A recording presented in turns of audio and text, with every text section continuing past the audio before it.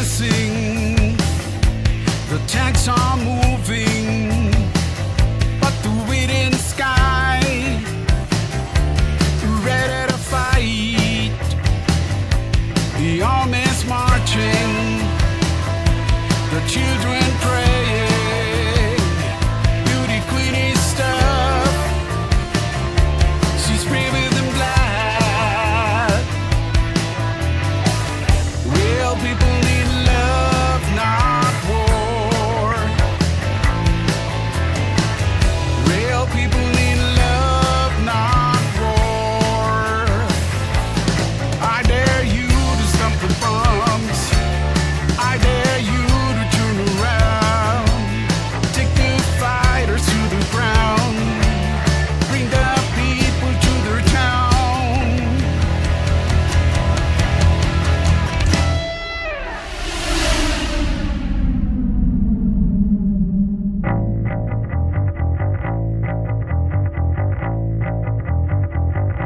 The world is watching your tower bombing. The subway's packed, our hope is greater than fright. Real people need love, not war. Real people need love, not war. The boxers fighting, our freedom lingers. People love free will. We're brave and not gonna need. Real people need love, not war. Real people need love, not war.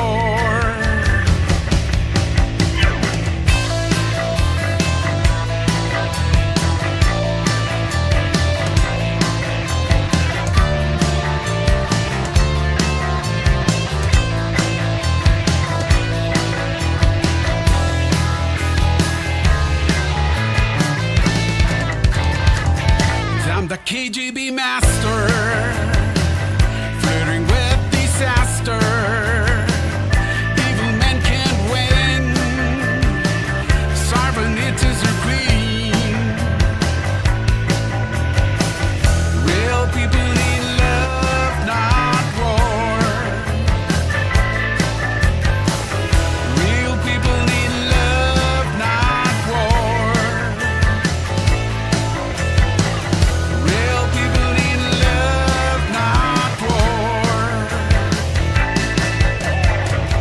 Real people need love, not war.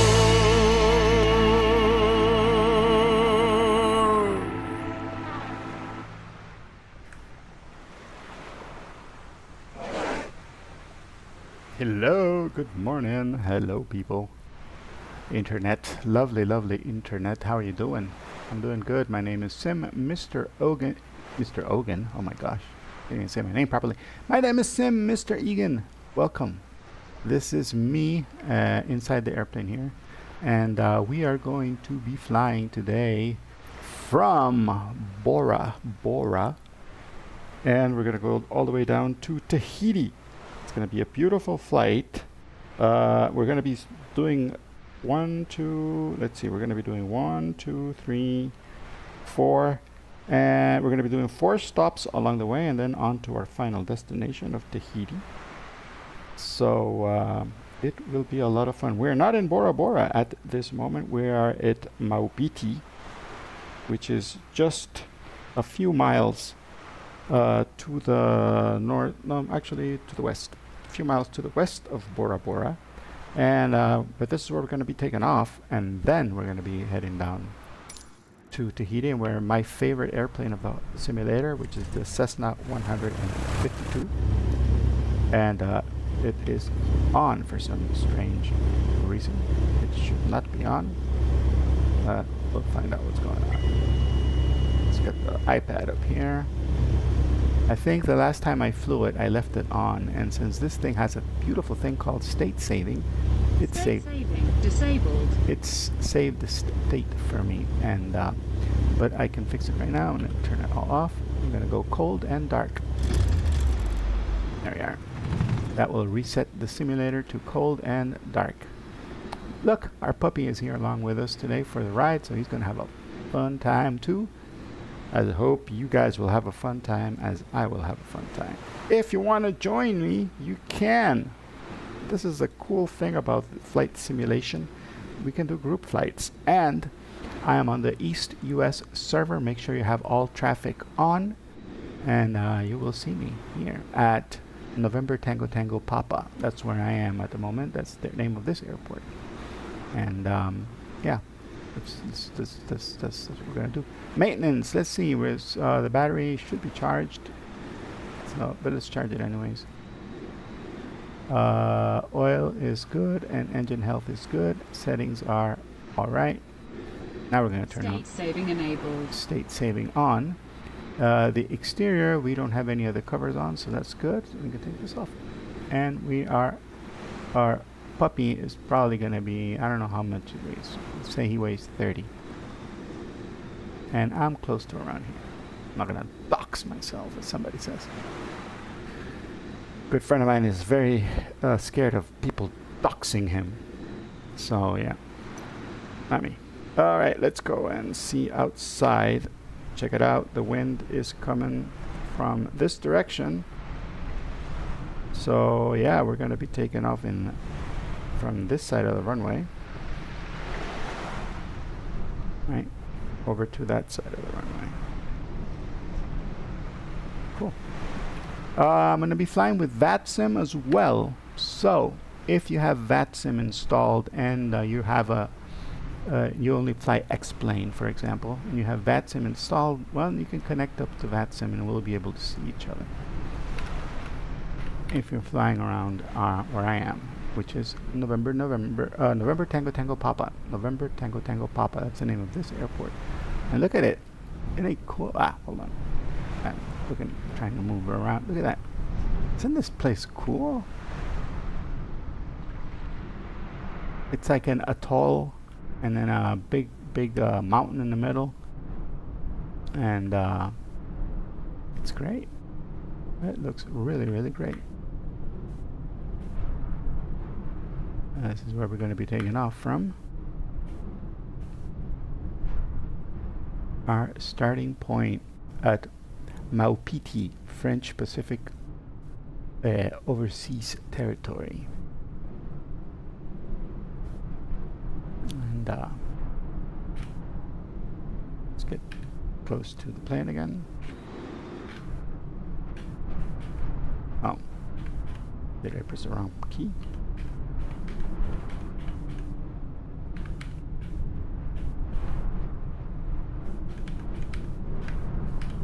There we are. Sorry about that. Now we're back in the plane. And I'm not going to file a flight plan because there is no flight.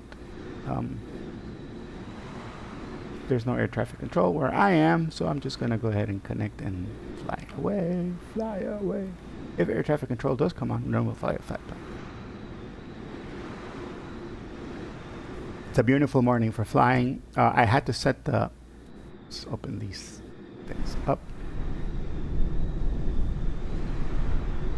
All right. What is the temperature at this moment? We are at 20, high 20s. That's good. That means that it's nice and not necessarily cold, not necessarily warm either. All right. Our fuel is on. Let's go ahead and turn on the battery and the alternator. We have plenty of fuel for our little short hop that we're going to be doing.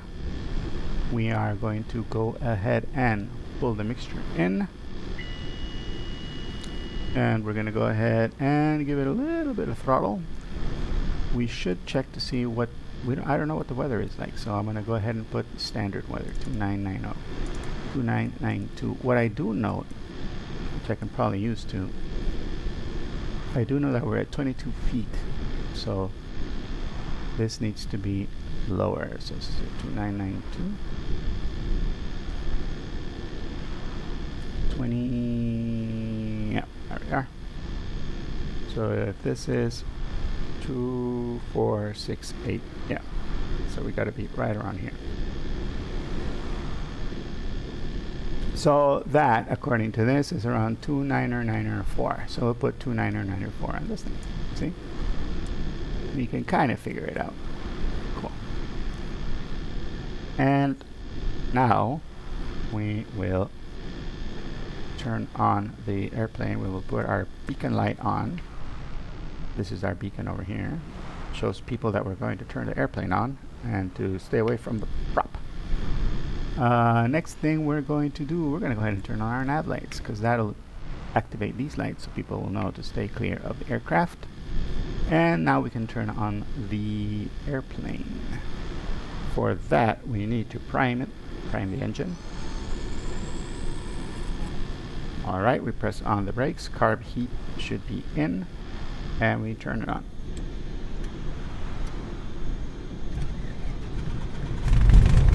There we go.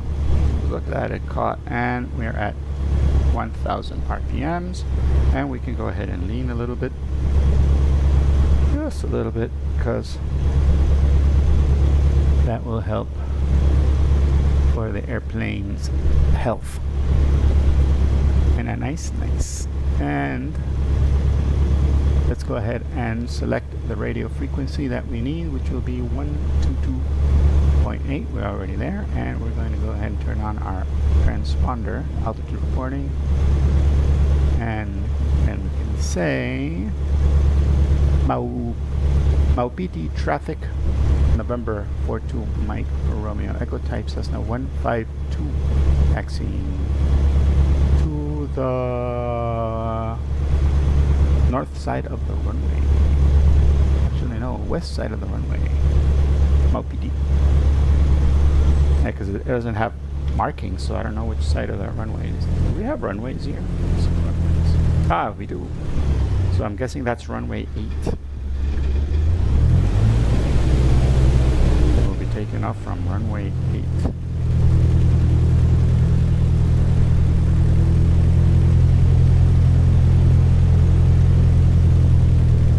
And I'm going to make sure this is connected in the right way. Yep. USB audio, USB audio. Apply. Good. And just to check, we can see if we are on a monitor. Audio check. Yeah, we can hear ourselves good. The radio is working.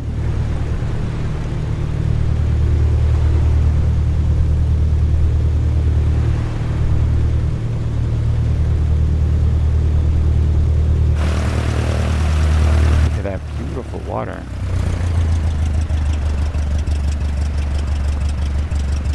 That is just pretty. Turbulence indicator instrument is working phenomenally. Alright.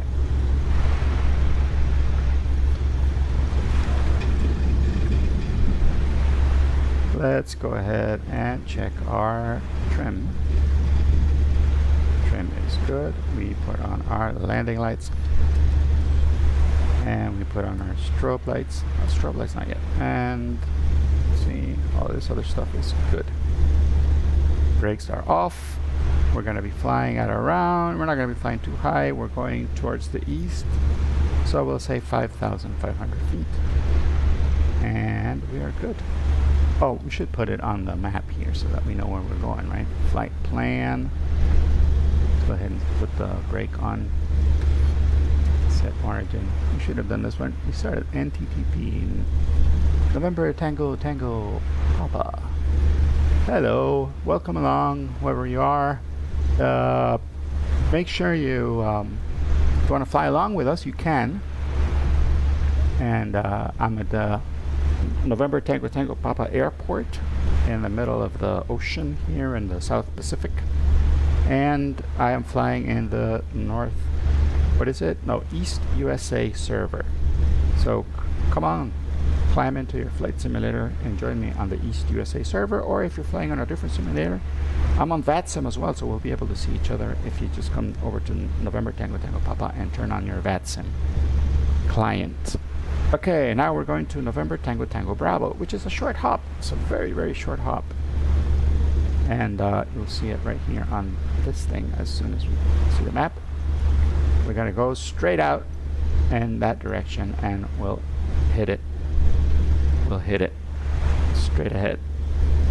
And the distance is about 28 miles out. That's how much we're flying. Let's go ahead and check. We don't have flaps on, but we probably don't need it because there's a lot of wind, so we're not going to use flaps. We're going to do a no flaps takeoff today. Mixture goes full. And do we have oil temperature? We do. We don't have oil pressure yet, but that will soon come up as soon as we press the accelerator. We take the brakes off and we say on the radio, Maupiti traffic, November 42, Mike Romeo Echo, taking off to runway 8, departure to the east, Maupiti.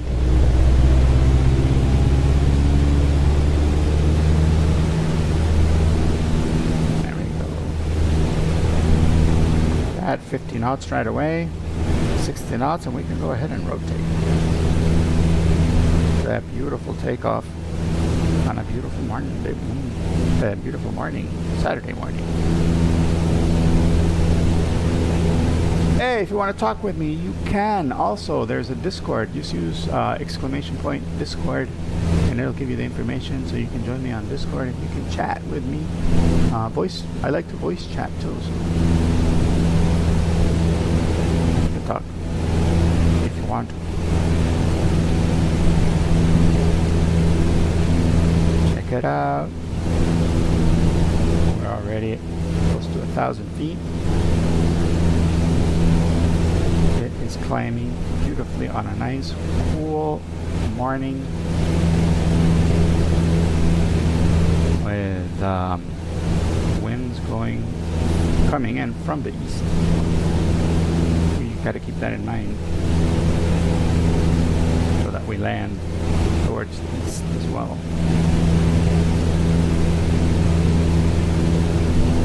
I have this damn thing on. Oh boy. I'm such a rookie. I'm such a noob at this. I'm a super noob.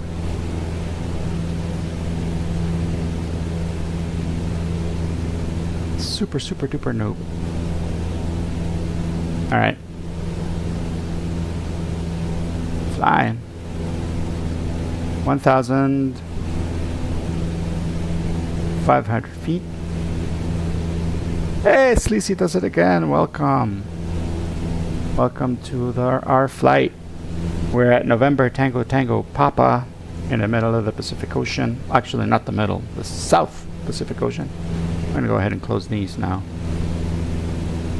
And I'm doing good, thank you. Flying a Cessna 152 from island to island. Next stop, Bora Bora. And that's Bora Bora, right straight ahead. Only 28 miles away. So yeah, we should be really, really good. And we're gonna go ahead and tell the GPS. You're Pura Pura? Well, yeah, me too. I'm Pura Pura. So I'm going virtually. I'm gonna use my virtual bucks. I even chose, look at that. That's a modest plane. That's a real modest plane to go island hopping, right? I think so. It's a modest airplane. Like you can get one of these for real for like what, less than $50,000? Like a good one, right? And really good maintained one. Which I guess is kind of the allure. I like it because it's not like unreachable like the other planes that you fly in this game. Which I love to fly, by the way, but this one is just, it is just within reach. Of course, my wife would be angry and there would be all sorts of chaos at the house. But it's still within reach. There we are, look at that. Our turbulence indicator duck is staying, but no, don't go away. He's just being nice and chill over there. Now let's continue our climb because we want to get up to 5,000. We could stay at 3,500.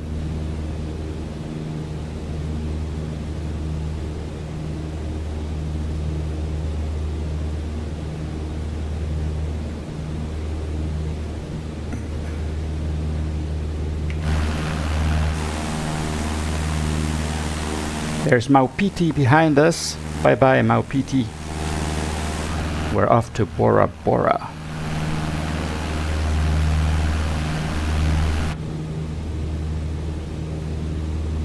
Hey, welcome along to the other guys that are on here. It's nice to see you. My name is Sim Mr. Egan, and I am a virtual pilot, and I'm also a student pilot, and I'm flying a Cessna 152, which I've never flown in real life, actually, and I kind of want to. Because this has turned out to be my most favorite airplane in the whole simulator, the Cessna 152, even though it is very modest. It's a very modest airplane. This version of it from JP Logistics is just amazing. Like, everything works, all the little buttons and everything, just, it all works and it does what it's supposed to do. So yeah, I'm happy. I'm gonna turn the strobes on. I am very happy with this airplane, and I'm gonna start leaning a little bit. Just lean. And you can see as I'm pulling the mixture control, I'm getting a little bit of RPM increase over here. Oh, that means we're at the peak. So then we go a little bit rich of peak. I like to, in the rich of peak camp. I am in the rich of peak camp. So now I think it's time for a beauty shot. And the beauty shots, these beauty shots are achieved by pressing the autopilot button, putting the nav button, telling it I want it to climb to 5,500, but I want you to go up in slow increments, maybe there, 400 feet per minute, and then I arm it, and now it's flying itself. See, this airplane has this beautiful what is this? It's a King, but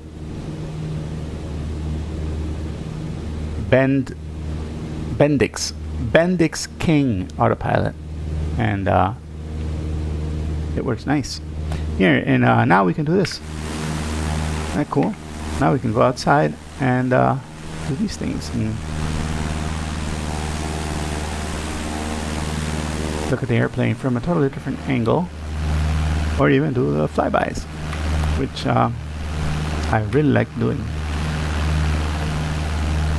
Give you an idea of how fast the airplane is actually going.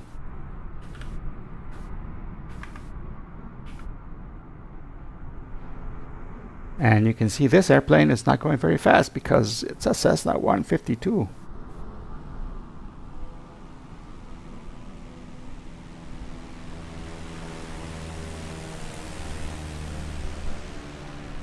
There we go.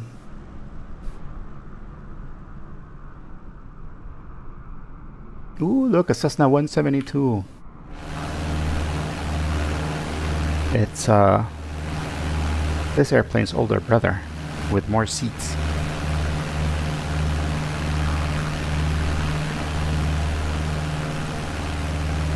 There we are, kind of just dancing on the wind there.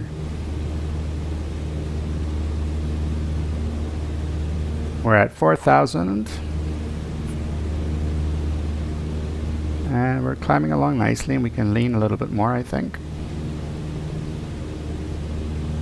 And we can give ourselves a little more RPM here. Whoops.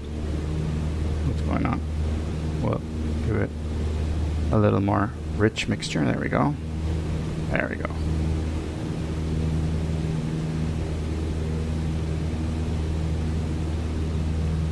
And here, look, puppy. And in the back, somewhere in there, even though you can't see it, is our life raft. Because we need to have a life raft. We're flying over the ocean. We are 17 miles out. And 17 miles out. Good, we're good, we're good.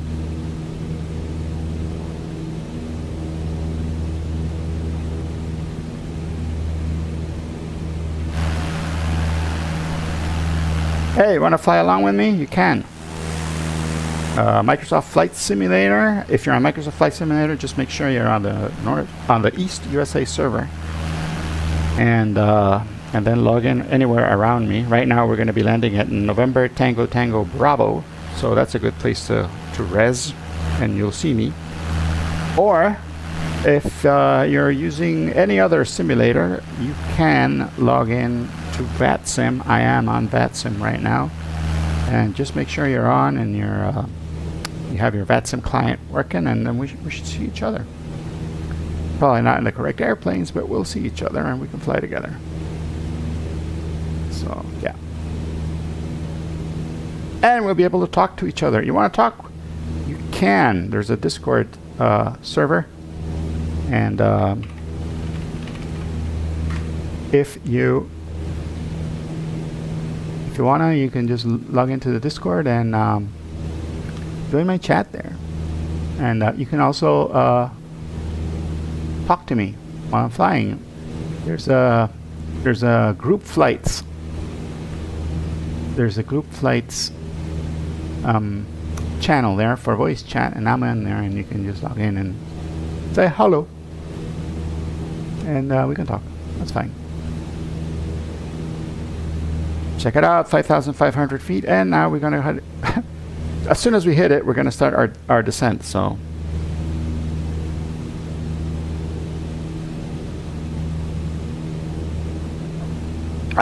these airplanes were not designed for very fast speed. Let's see, November Tango Tango Bravo. Information, airport information. I'm looking all of this up on Navigraph, by the way, which today I have Navigraph working, and let me see. Can you see me? Game with me? Am I in here? Oh, I'm not in here. Why? Monitor cam is off, that's why. There we are. Hello! Today I'm using Navigraph on the iPad. Why? Because it's very similar to the other program that I use for flying when you fly for reals. And you have an electronic flight bag with you, and it's very realistic having that on your on the iPad. And now we start our descent rather than having it on your there's no screens, right? So I don't have it on a kneeboard, even though I do have a kneeboard, and I can't put the iPad on the kneeboard. I don't really do that here because I don't know, it's the desk is in the way, right?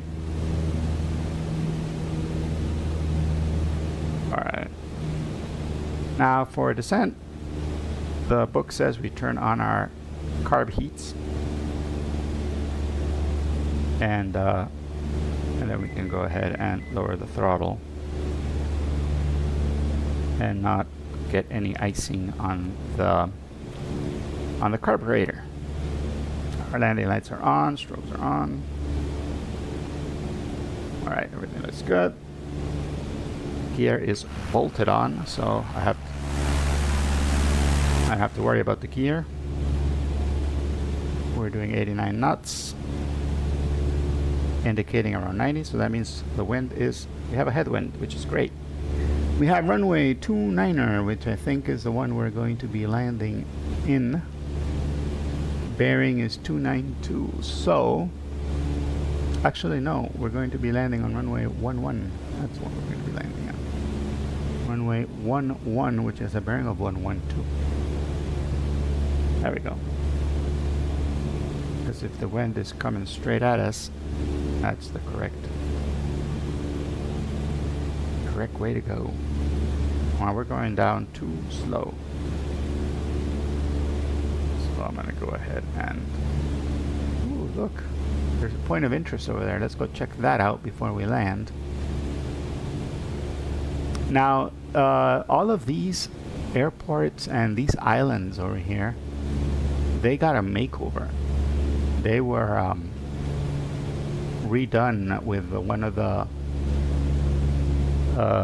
the latest world updates. And I had flown to Bora Bora before. I mean, I took off from the Bora Bora airport, flew around it, and landed.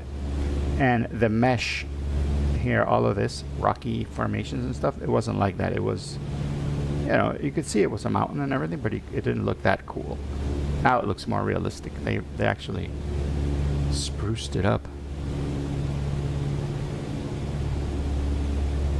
It's also they have some resorts that you can fly around in. Let's see.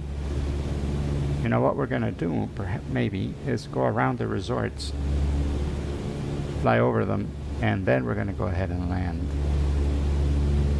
over there at the airport, which is over here.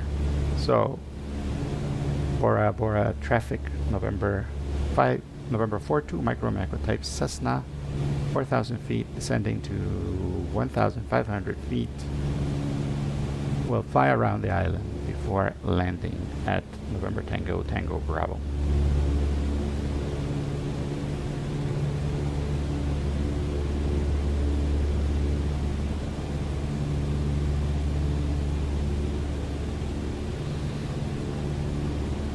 Here we go. Hey, if you're new, if you're watching for the first time, I would love a follow. Please click that follow button on Twitch, or if you're watching on YouTube, please hit a thumbs up and a subscribe. That way you won't, you'll get notified whenever I'm online again, or you can watch the video on demand if you enjoy these flights with me. Look, coffee.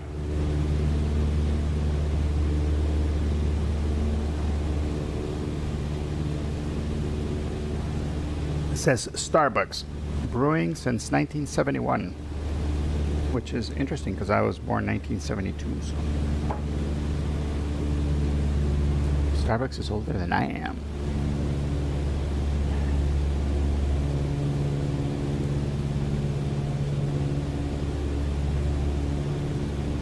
Oh, that is nice.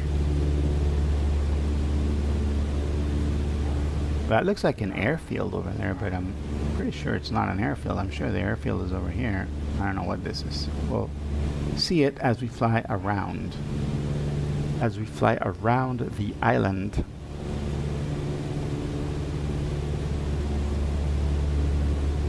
French Polynesia this morning.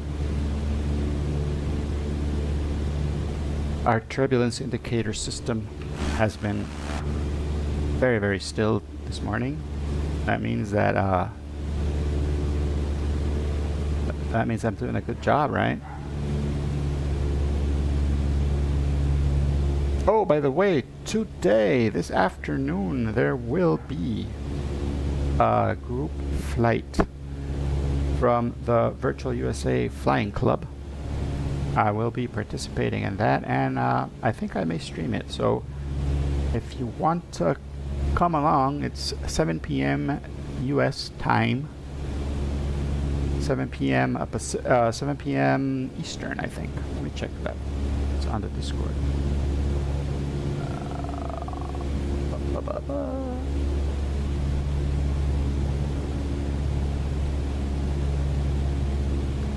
That event is where is the information? Oh, events.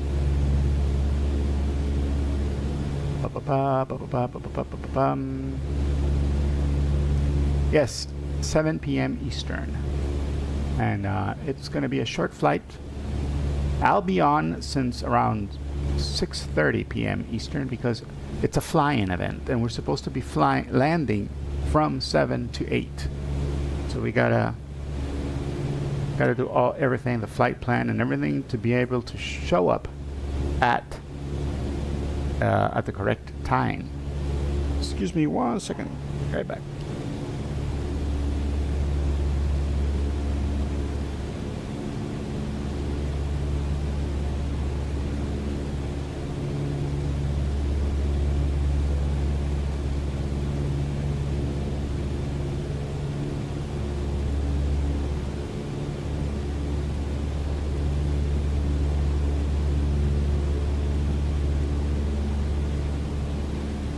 And we're back. All right.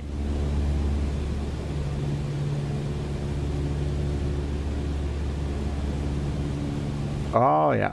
Oh, look at that. You can see the resort. Let's go ahead and do a little flyby of the resort. I'm sure they won't mind if we fly around 500 feet above it, right? People in the resort will probably get a kick out of it. They'll be like, oh my gosh, look, a puppy in an airplane. Right? Right? Right? Just so you know, you guys are all accomplices if I get a letter from the FAA. Let's get some flappage going to slow us down a bit. And there it is. Point of interest. I left the point of interest on today because I really don't know this place. I've never been here, and coming here virtually is perhaps the only way I'll ever get to come here. So yeah, I need to know where to go and what to see. And leaving the POI markers, it's a good way to do that.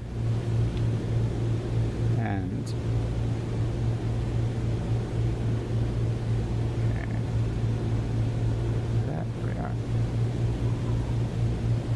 yeah, that is nice. I want to stay there sometime, someday. I probably will never be able to, but heck.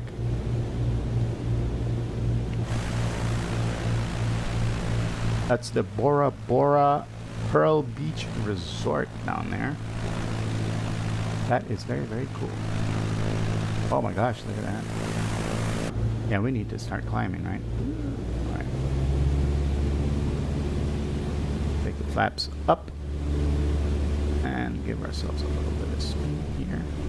And I'm going to turn the RP off now. We're already down. Now we'll be staying in the green, so we should not.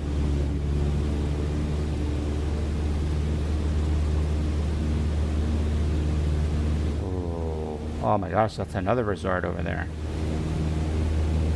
Yeah, let's climb. Let's get to around 1,000.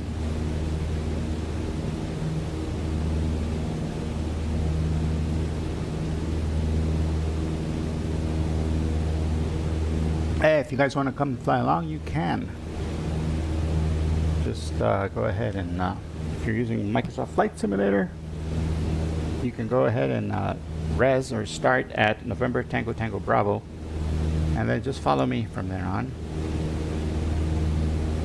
And if you're using X-Plane or any other simulator, then just res at November Tango Tango Bravo and make sure you have your VATSIM client on, and then we'll be able to fly together as well. Check it out, it's another Conrad Bora Bora Nui. So I'm guessing these cottages are like not like the invention of just one resort. It's like, oh, cool, let's all do that. All of the resorts have that those little cabins out here in the water. It would I think it would kind of suck if you come over here and you get to stay and you were like, oh, great, but you got one of these houses. Not out here, but in here. You know? It'd be like, If only I'd worked a little more, I would be out in the water. Ooh, look at that. The Sofitel Bora Bora private island.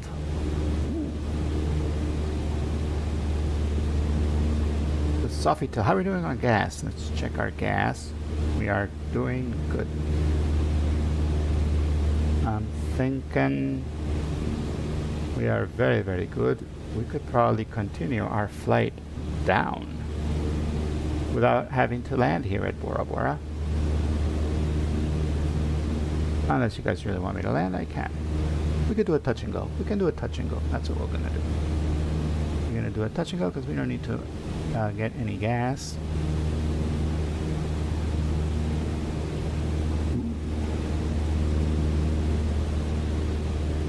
Oh my gosh, that watercolor is so good.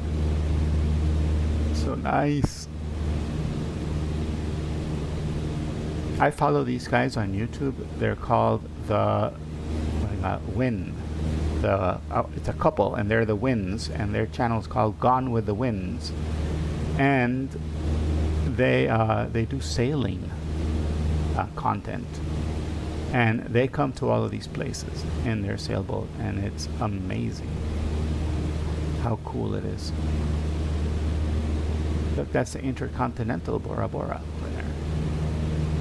Yep, same deal, right? Same kind of thing. I guess if you come to Bora Bora, this is what you wanna like. The main attraction is getting on one of those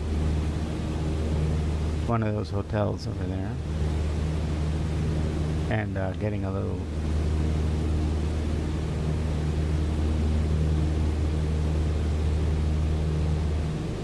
Getting one of those little cottages out there on the water.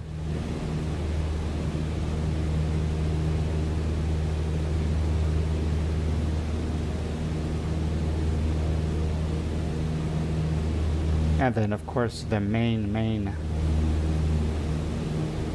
I'm guessing over here these are all pretty much the same style resorts. And over here that is like the main rocky part, which looks pretty freaking good to me, doesn't it? That looks nice.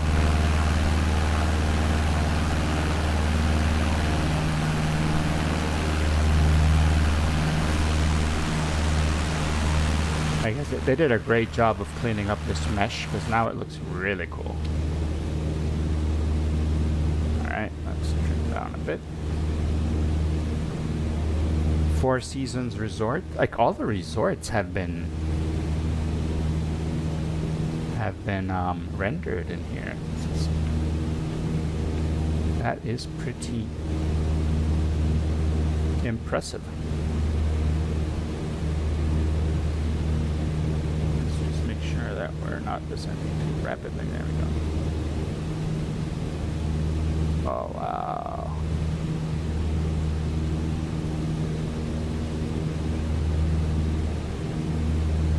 And I'm hand flying this puppy right now just by feel, because oh my gosh, these is so cool looking.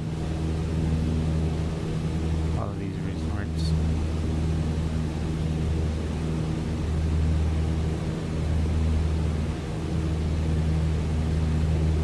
La Meridian, Bora Bora. Oh, they have their own tiny little lagoon here in the middle. That is nice. So, like, if you're out here in a sailboat, it gets really, really rough. And as soon as you enter the atoll, which is this part here, it is nice and smooth. And the water is nice and tranquil, because all of this is, it breaks like the surf. Wow! Look at this one. Oh. That is nice. Now you need a lot of money to come to Bora Bora, I'm guessing.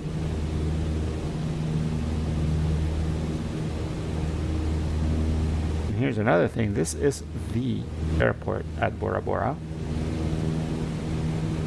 And so you land here, and then from there, going to any of the resorts. I imagine it's either a drive, a pretty long drive, like there must be bridges, or on a boat.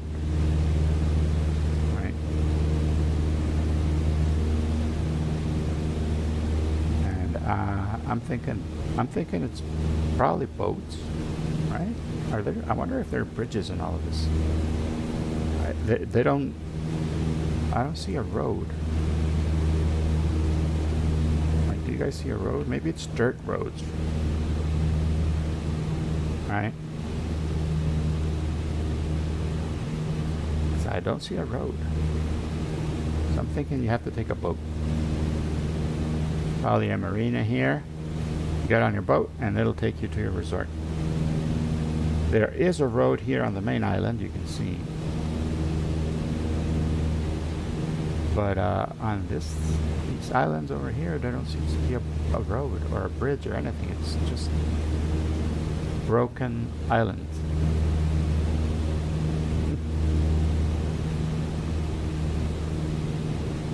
All right. Let's get set up here. Bora Bora traffic, November 4th, 2 Mike Romeo Echo on downwind for runway 11, Bora Bora. All right, if we're on 1, we gotta be a little bit like that, and it's 112, so we're pretty much going in the right direction. All right, let's fix this thing. There. Now it's fixed.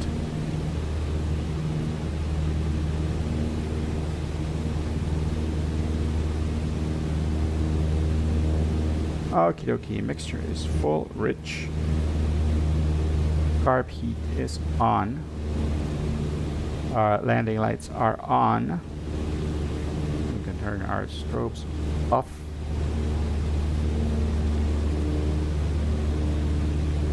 We can leave our strobes on, doesn't matter.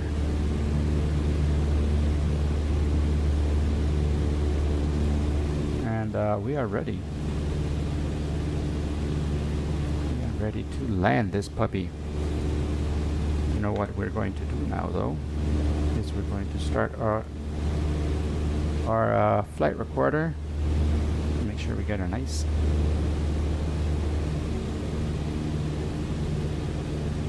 Actually, no, we shouldn't start the flight recorder if we're only going to do a touch and go, right?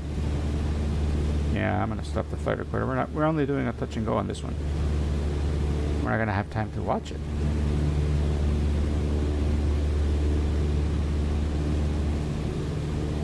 All right, let's start losing some altitude because we're high.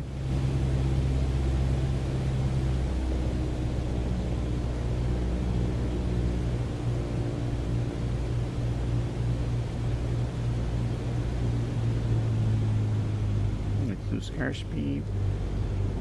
Our flaps are going to help us get down to a respectable airspeed. And yeah, it's nice wind coming in from the. It's quite a lot of wind, so probably going to do a 1-notch flap landing. I love it. I love it. It's the turbulence indicator. It's a TID, turbulence indicator duck.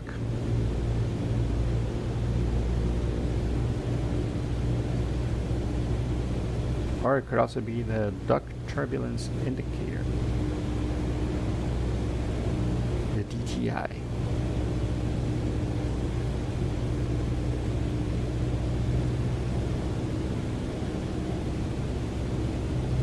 There's quite a lot of wind.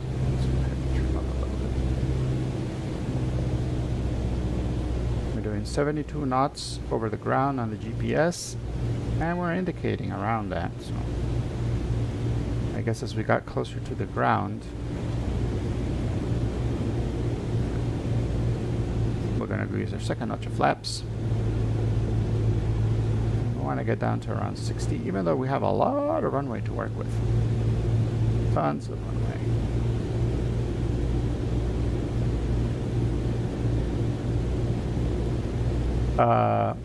When like every Sunday there's a fly along at Sim Caesar's channel, and I love to fly there with them, and we do a lot of landing at awesome airfields. And when I'm there, I don't take it as seriously as I do these kind of landings when I'm doing it on my channel. And I seem to land no problem anywhere, right? It's just beautiful. And here, I'm always sweating. I don't know why. It's the pressure, right? People are watching me. People are judging my landing. All right, power goes off, and we just race. Oh no, we flooded it. See how awful that looked? That was terrible. So we're going to go ahead and keep it steady, keep it steady, keep it steady. There we go. Oh, look at that windsock. That's why we had such trouble. All right. One notch of flaps, full power, and carb heat goes off, and we take off again. Woohoo. Hey, thank you, Sleazy. Thank you.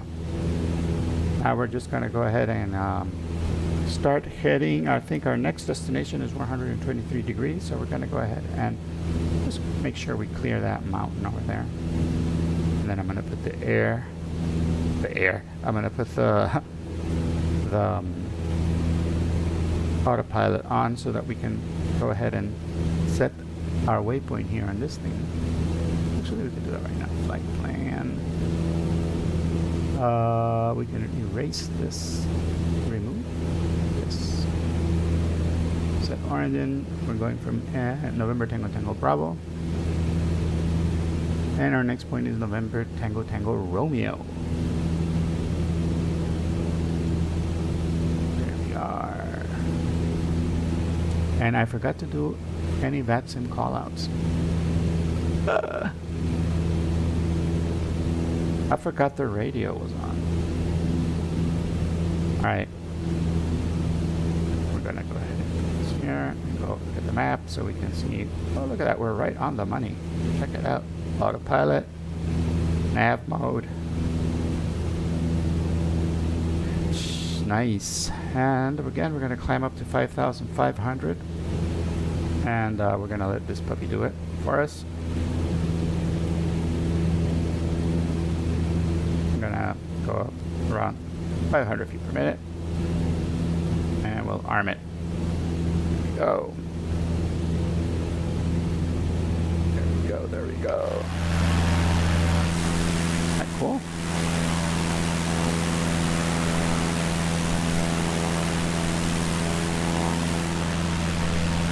There's a Four Seasons resort over at Bora Bora. That is beautiful. St. Regis Bora Bora Resorts and the Meridian. So we flew over all of these. And over there is Mount Otemanu. That looks so nice the way they've done it now. So much detail they put into the simulator. It is amazing.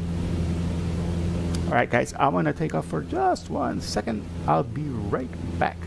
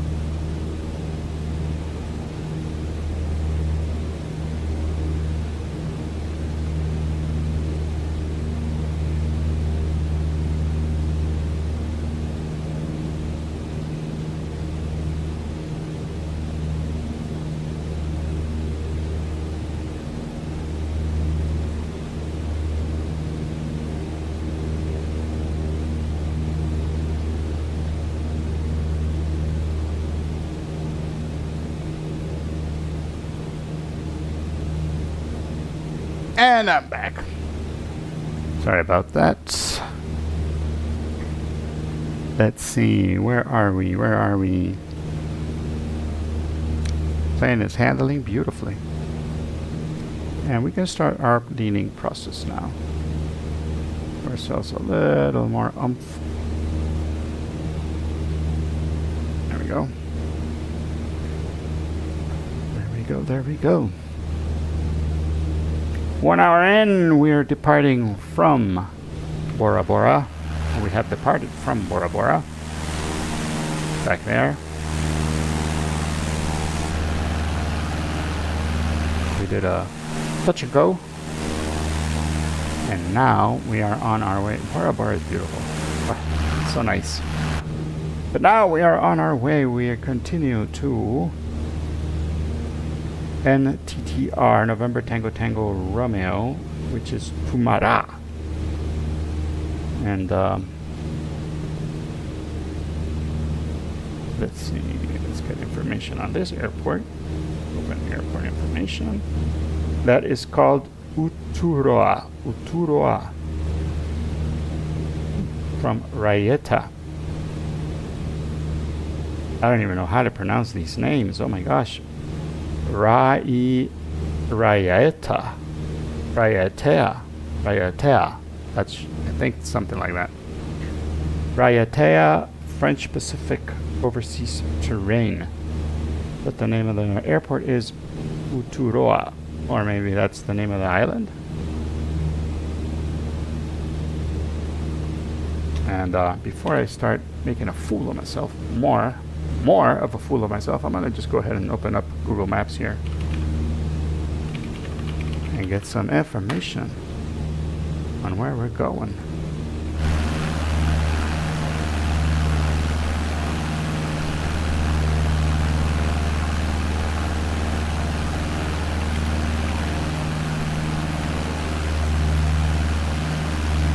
Alright. This is all French Polynesia, by the way.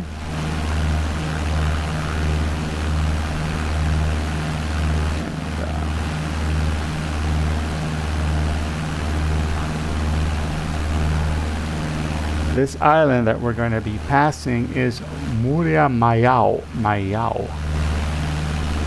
And it's got a few points of interest, so we're going to see if we can see them. And what we're going to do is stop our climb a bit. A lot. Stop our climb a lot. There we are. And maybe descend a little bit. Even. So that we can see this point of interest down here. Turn off our autopilot and descend. And I'm going to go ahead and trim it down a bit. There.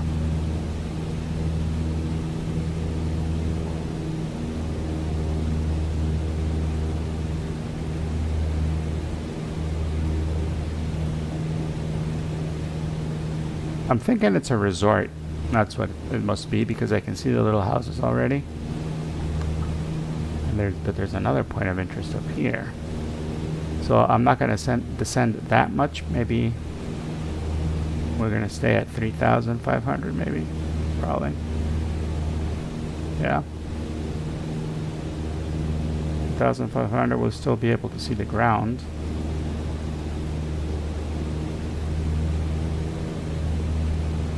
And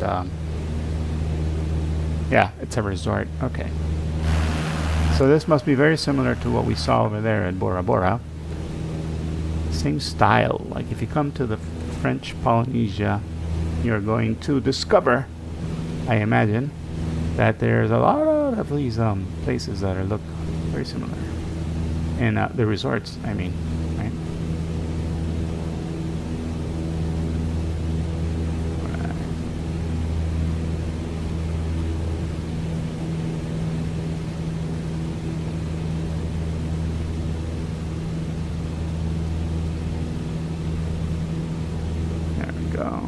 Yeah, very similar type of resort.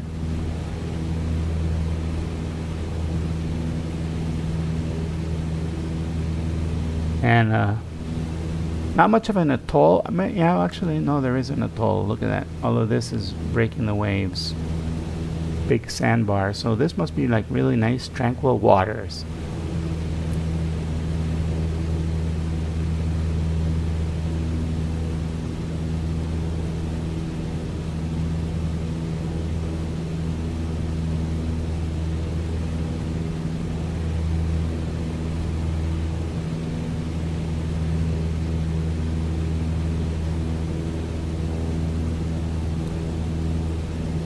And let's see what this other point of interest is over here.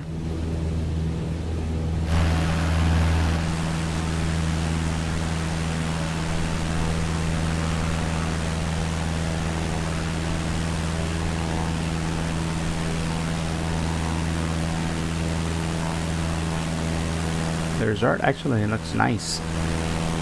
This part, the part that is on the island actually looks nice as well.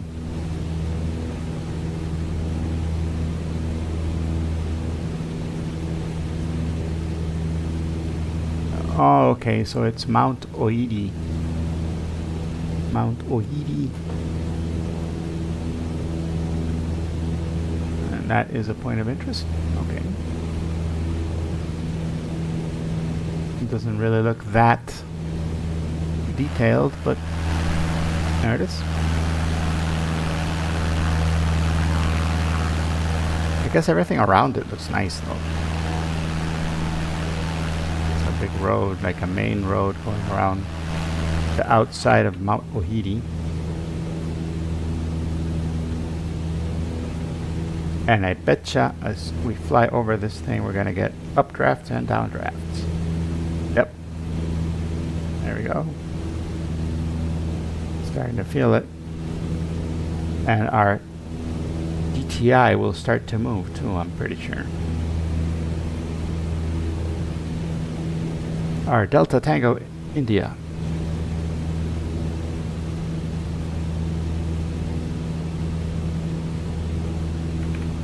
Mount Ohidi, there it is. Wow, on this side it's a lot more dramatic, how it just drops off.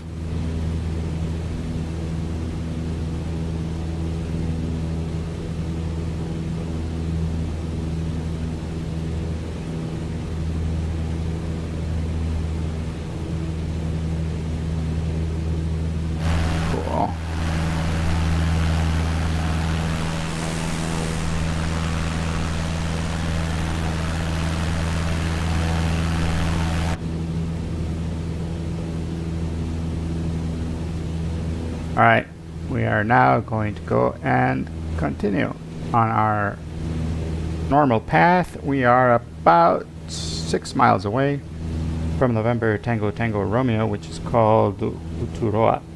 Uturoa traffic, November 42 Mike Romeo Echo, 3,000 feet, about 6 miles to the north of the airfield, inbound to land. Ouch! On runway 07, Uturoa. Go ahead and choose 07 because there is no weather information, but I'm guessing the wind all blows in the same direction in this whole area, so, and it's been coming from the east, so 7 is good. And I'm thinking this is the airfield over here, so if that is the airfield, and where you can just go ahead and some power. This time we are going to stop because we're still good on fuel. Let's see, where's our next stop? Our next stop is 25 miles. Yeah, we can go ahead and we could do a touch and go as well. Right? No need to do a full stop unless you want to jump into the game and fly with me. Then I can go ahead and stop for you, and while you res and load on November Tango Tango Romeo. Let's descend. Let's put the carb heat on. And let's do our... Let's slow this puppy down. Ooh.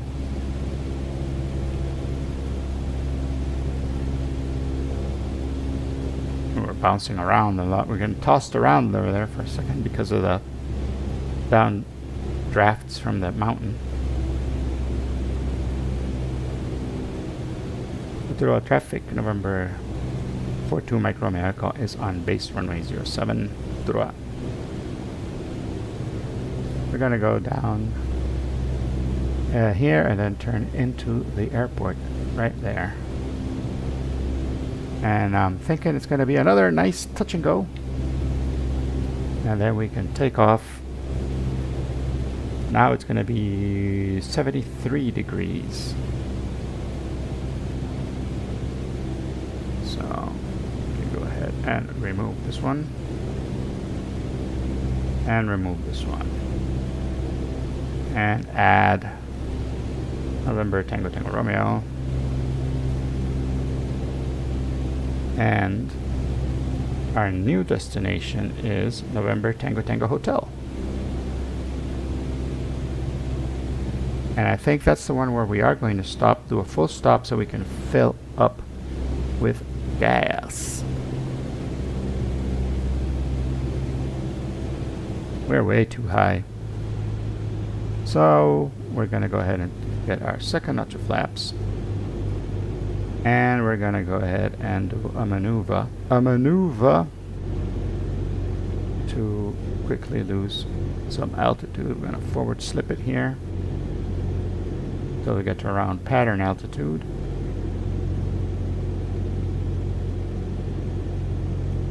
But if your ears start popping, and don't worry, it's normal. That's what a side slip looks like. That's what a side slip looks like. Forward slip, actually. Alright, now return.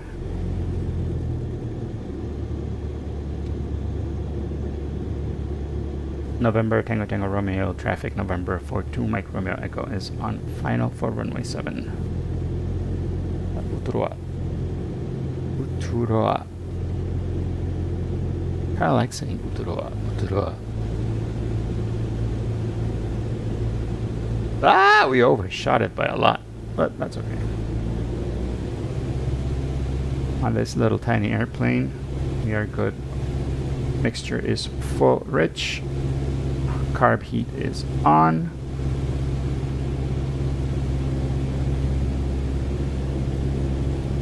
We're low, but we're good. We're still within reasonable range. Reasonable altitude. We're gonna give us some power here.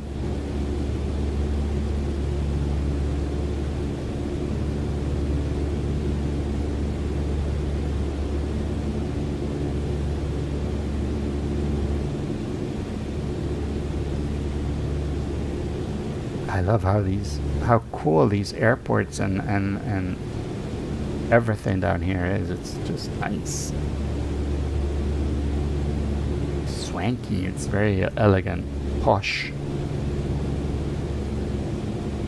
You can smell the onions from all the food that they're preparing.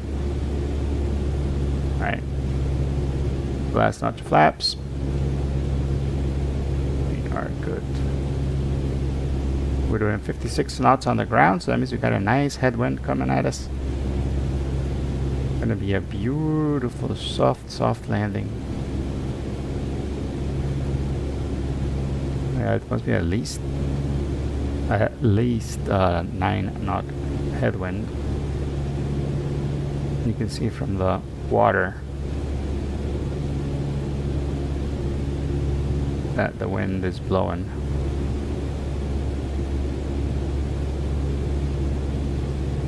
Alright, guys.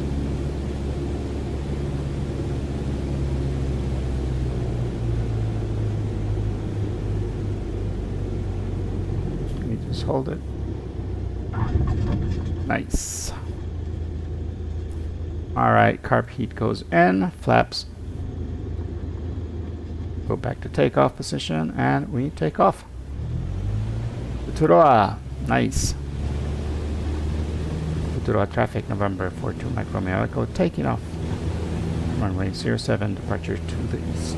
Uturoa. There we go.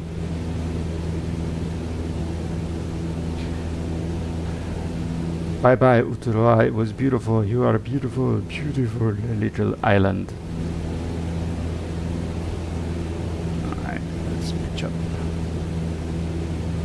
Climbing at 70 knots. Check it out. Flaps come up. And we climb out at 70. So, climb out fast. That headwind is really helping us climb. Look at that. Wow. We are riding that updraft. Whoop. Okay, updraft. That's over.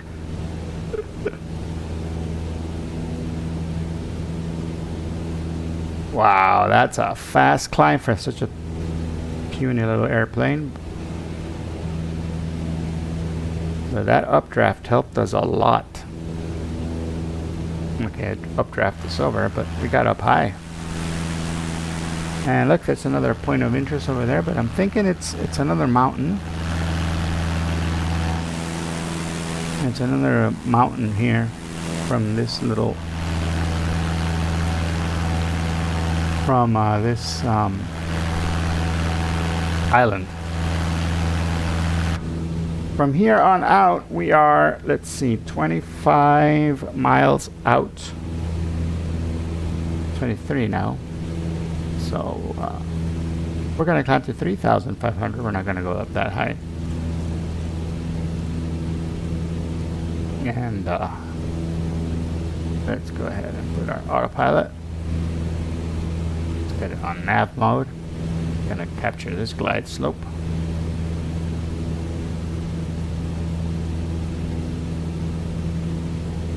And I mean this radial, not glide slope, this radial. And then once we capture that radial, you can tell this puppy to climb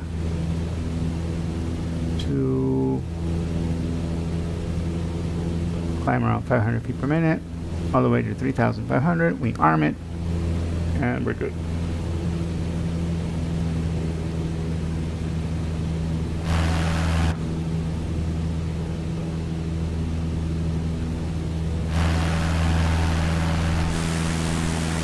There we go. Isn't that nice? That is beautiful. And what we can do, because we have a drone camera, is we can probably go and see what that point of interest is all about.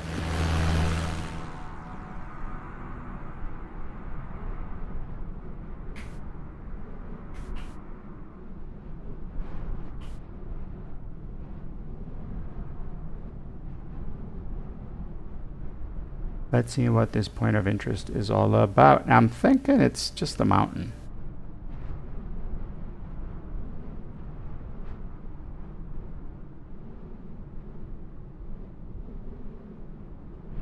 Oh, look at that. Wow.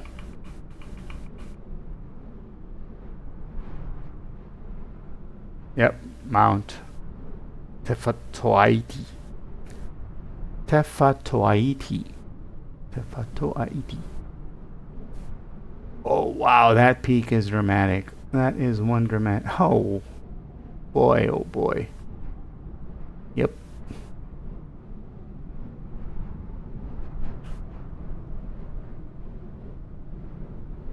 I'm actually happy that we didn't go over this because I'm certain the updrafts here would be killer.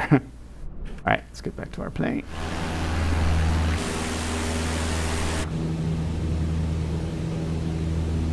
$3,000 for 3,500. Climbing like a champ.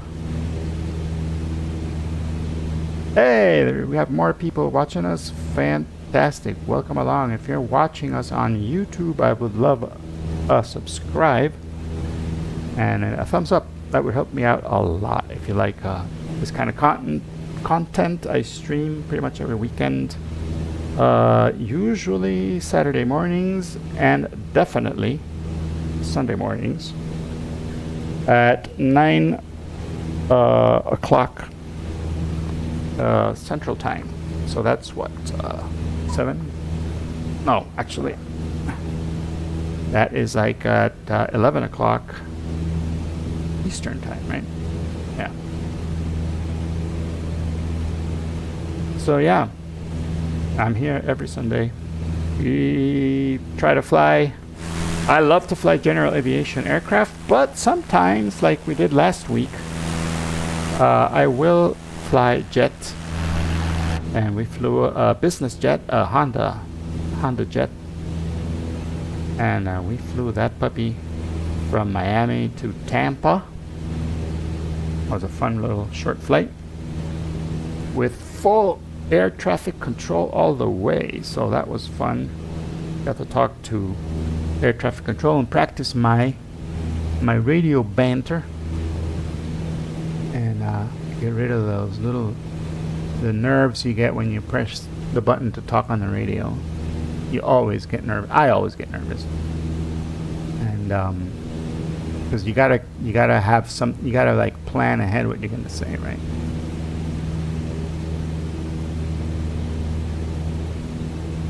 Can't just talk off the cuff.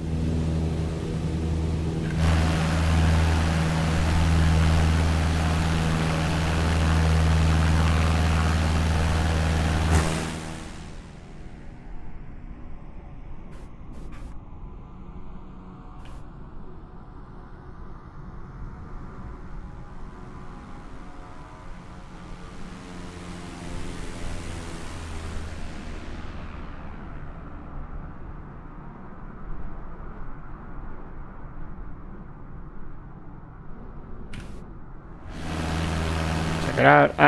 I like that there's a bunch of people flying around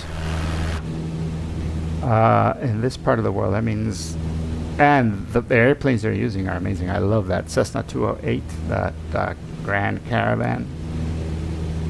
That is a beautiful airplane to fly, especially in these kinds of islands. I mean, that's an airplane that feels at home here in the islands, right? Like those Grand Caravans, and you know, those are the kind of airplanes that you would expect because they're commuter airplanes. They take people, I mean, a lot of people, from one island to the other.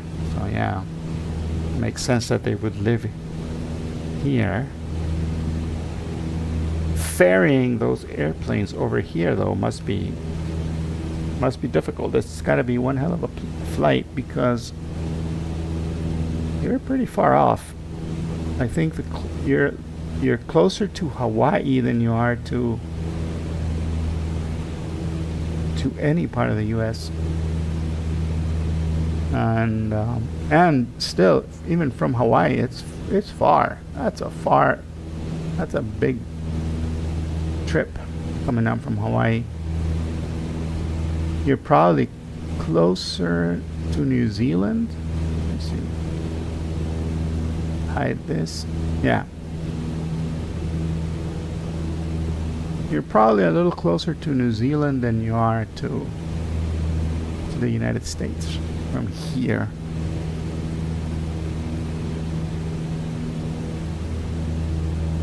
I'm thinking Mexico would be probably the best part to take off from.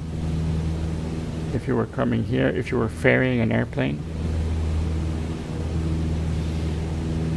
Because it's a big jump.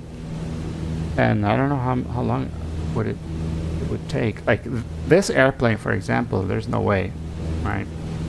Let's see, sky vector.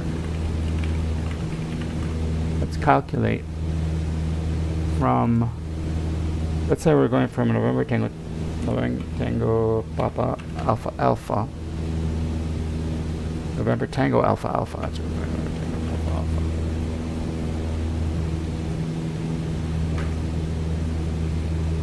To, let's say we were going to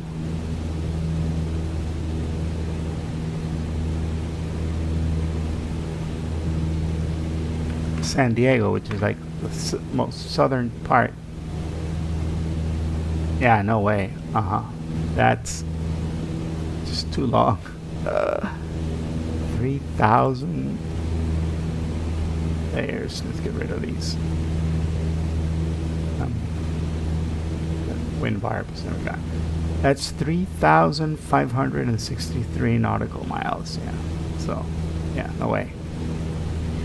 And if you were flying 170, 180, let's say, that's 20 hours of flying. Yeah, no, ain't gonna happen. But if you were flying from Auckland, which is November Zulu Alpha, oh, it's still big. It's still a lot. That's still 2,210 miles. Yeah, you would have to do a lot of island hopping, right? Boop, boop, boop. Planning. Yeah, it's one hell of a flight to plan it. If you're doing a ferry flight to these islands, oof.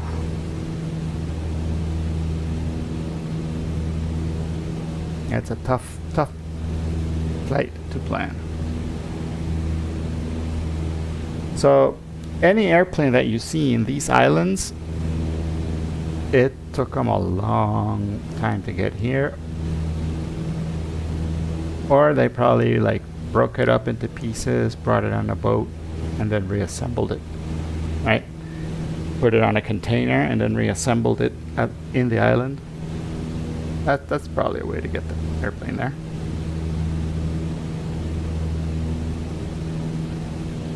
We're already at 3,500, and I forgot to lean. There we are, leaning. And we're gonna go ahead and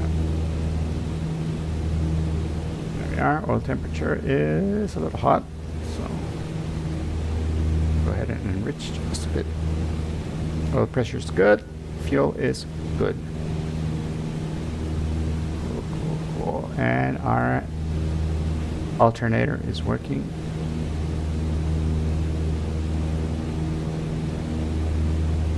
Alternator is working good.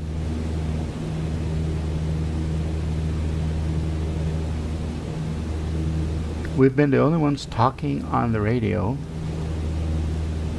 so that means that there's probably nobody in Vatson around here. Let's see. Actually, oh, there's a Concorde. Really? Somebody has a Concorde on this island right now, or on one of these islands. Yeah, they have a Concorde at Tahiti.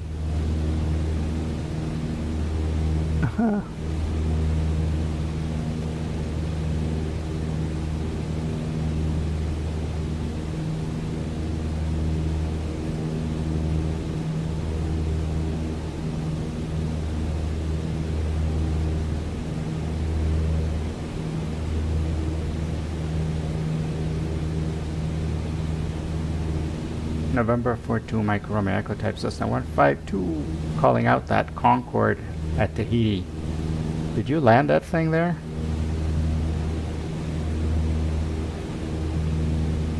I wonder if you can hear me or if I'm too far away. Probably too far away.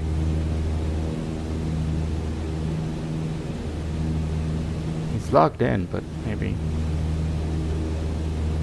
he is not paying attention to the radio or have the radio off.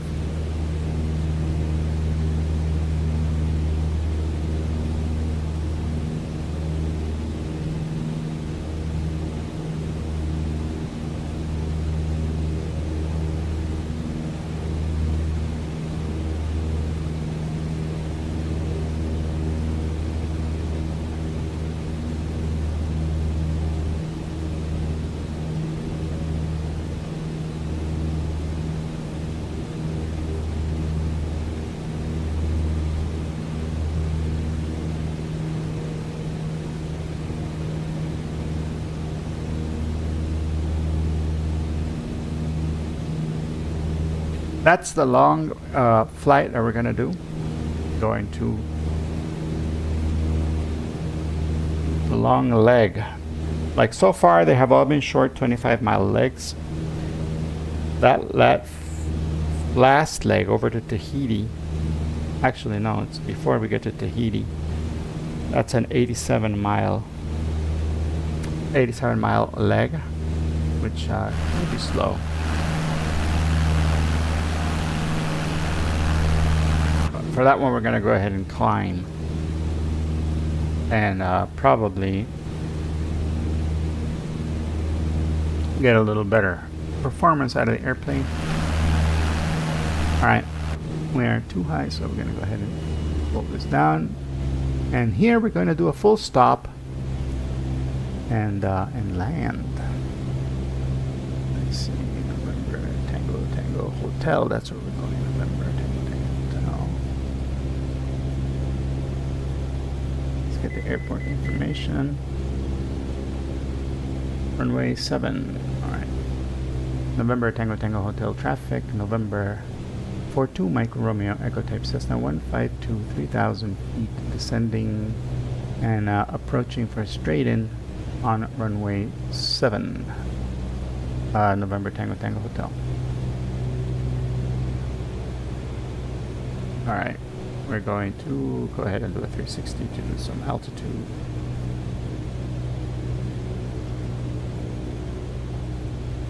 And we're going to turn our carb heat on. Alright.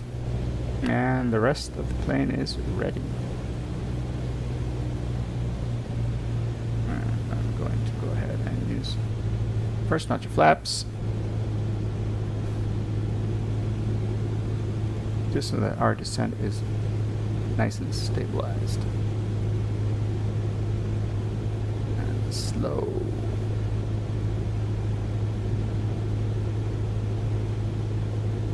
Heard someone talking on the radio. Too far away though. I bet you it's that airplane, that Concorde. It's the only one that's on anywhere near where we are.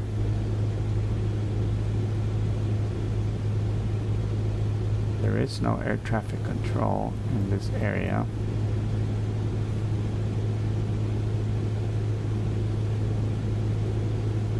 (2,000 feet). We still got 1,000 feet to go. So we're going to go ahead and do our side slip, forward slip. There we are. Nice. November Tango Hotel traffic. November 42 Mike Romeo Echo on final for runway 7. And we're going to go ahead and do a nice and descend until we get to a decent glide slope.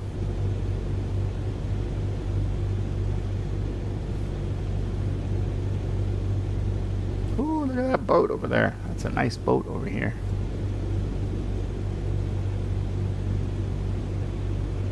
Sailboat. Nice. Ooh, the Viper loader took off. Alright.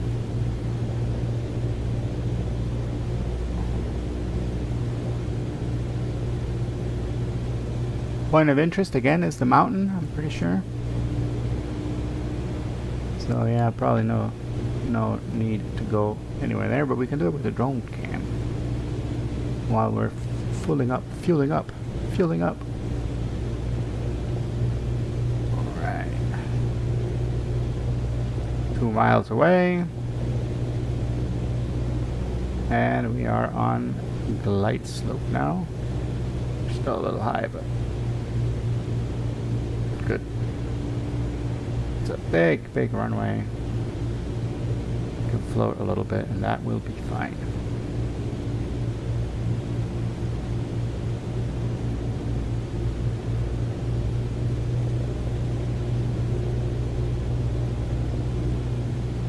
Knots, so we still have that same headwind coming from the east. It has been dominating our whole entire flight.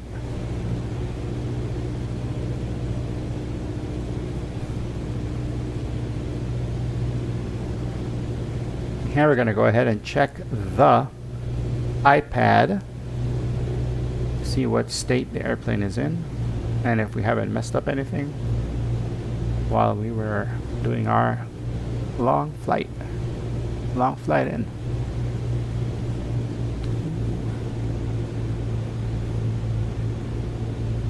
Windy. There we are. Back on vertical light slope.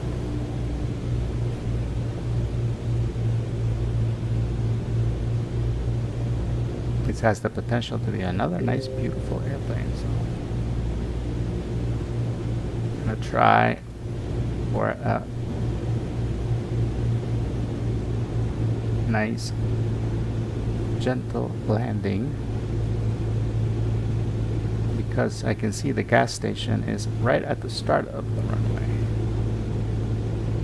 Right at the start of runway 7. And if we float it too much, we're going to have to do a big backtrack.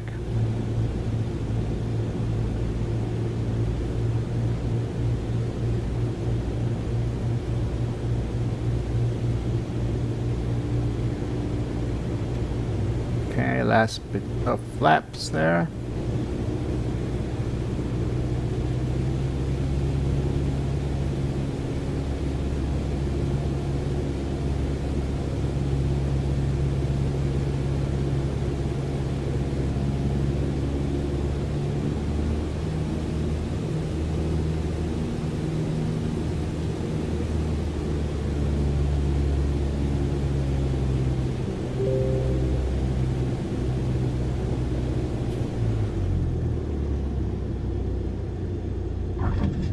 All right,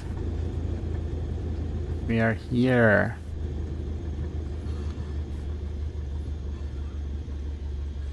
November Tango Tango Hotel, Mike Romeo Echo is backtracking, runway 07. Full stop, November Tango Tango Hotel.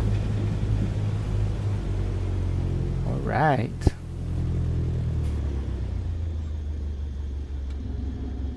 Clean up the airplane.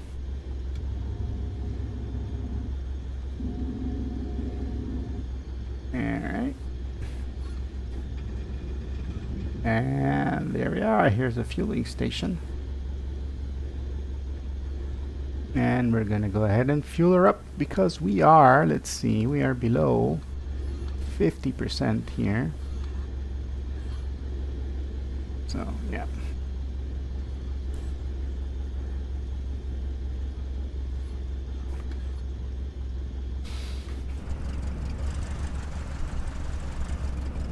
We're a little far away, but we can get closer by tugging on the plane.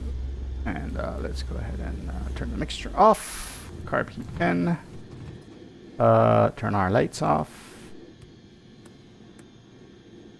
Turn the magnetos off. And we turn our battery off. Okie dokie. And let's see what the temperature is like over here. And it's nice and cool. Wow. In the upper 20s, which is good.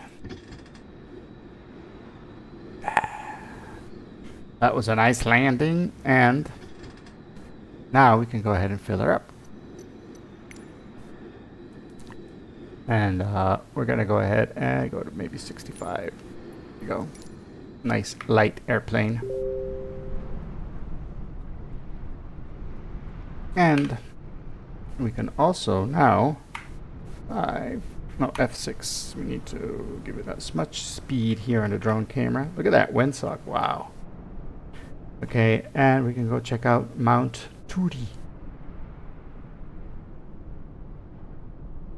Ooh, nice and cloudy up here on the side of the island.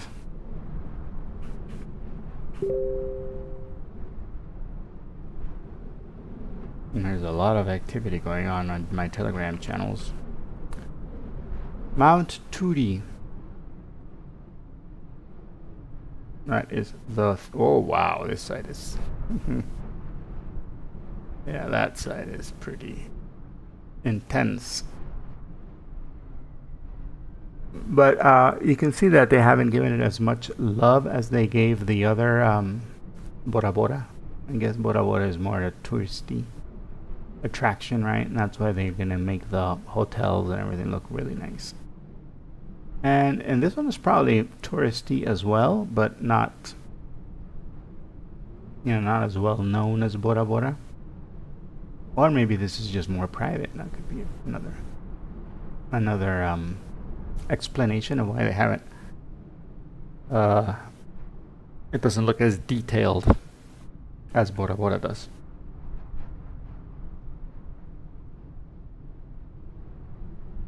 It still is pretty stunning. Oh wow, check out this big lagoon here in the middle.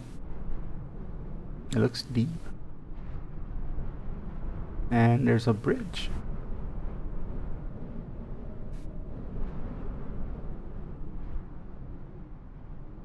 There's a little bridge here between the two islands. And it does not look very big.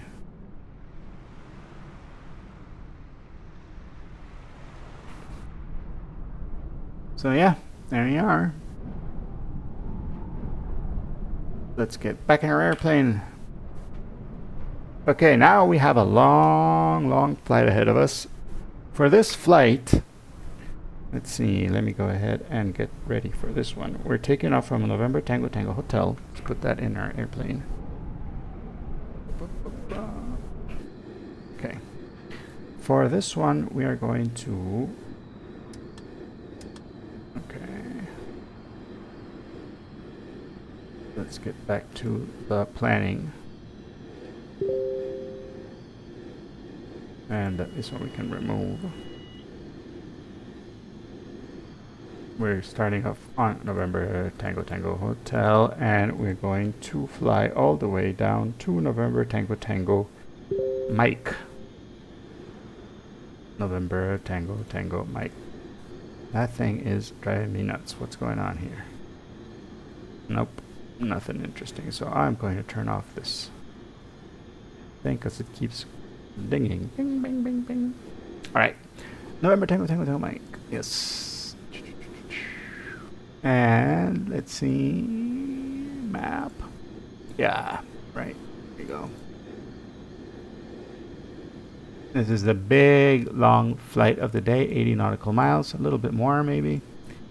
87 nautical miles, according to this. And that one's going to take a while, because this plane is going to take like about a little less than an hour to do. But we got plenty of fuel and one happy puppy here with us, and so it should be no problem. Let's close the doors.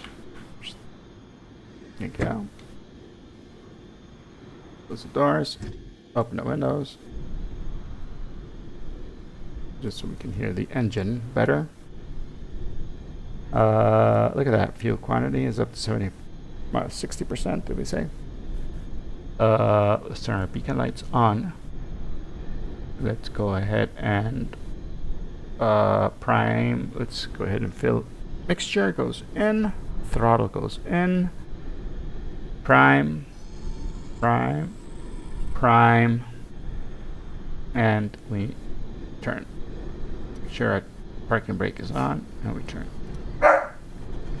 Ooh. Oh, hold on a second. Puppy wants to go out. Right back up.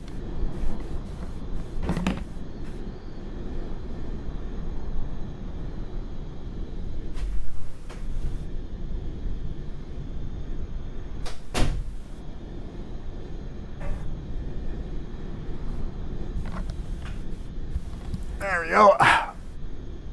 Doggies. The doggies wanted to go out. We're gonna do something here first. Oh no, actually no, it's gotta stay like that. Okay, let's give it some more prime. And try it.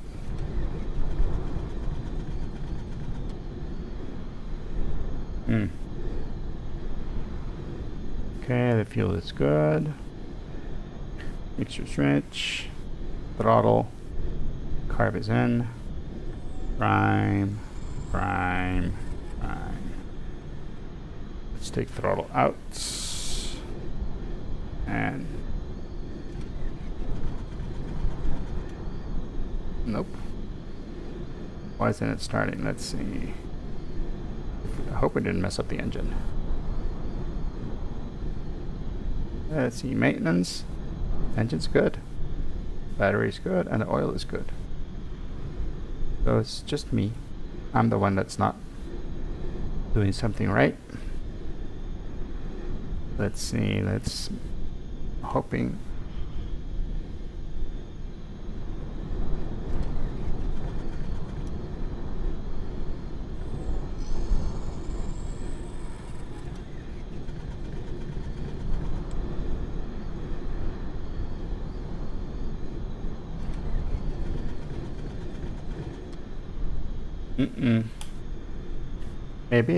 Maybe, okay, so let's do the procedure then.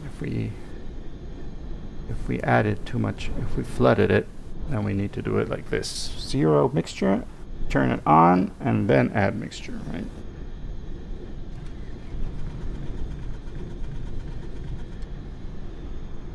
Not catching.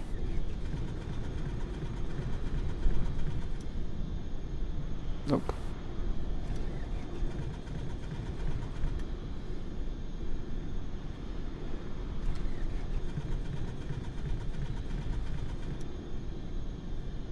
It's not catching.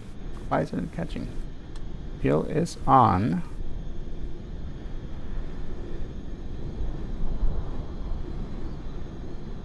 Carb is in. Throttle is in. Mixture full. Parking brake is set. Primer.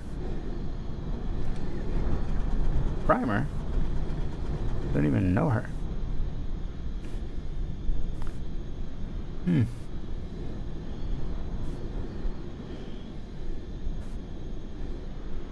What is going on?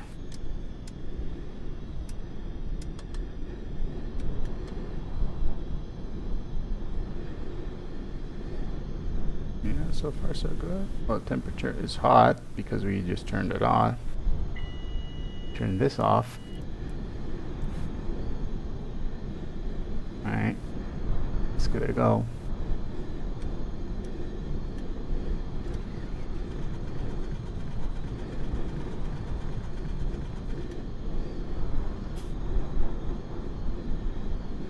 Doesn't want to start. What's going on?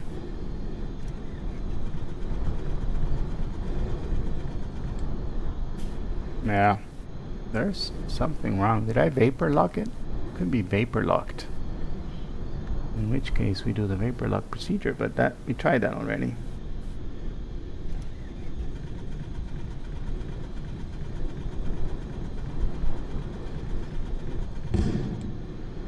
No! Now we messed up the engine, I think. Yep. Now we messed up the engine. What did we do? Engine health still says 95.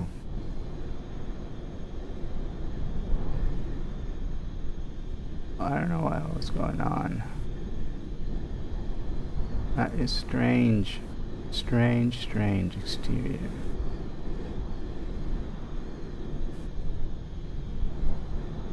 I'm thinking it was vapor locked. State saving disabled.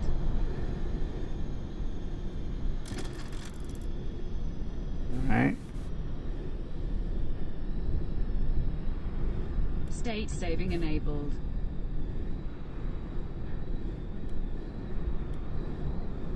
Let's get that fixed. That is good. Everything should be good now. Now let's try it this time.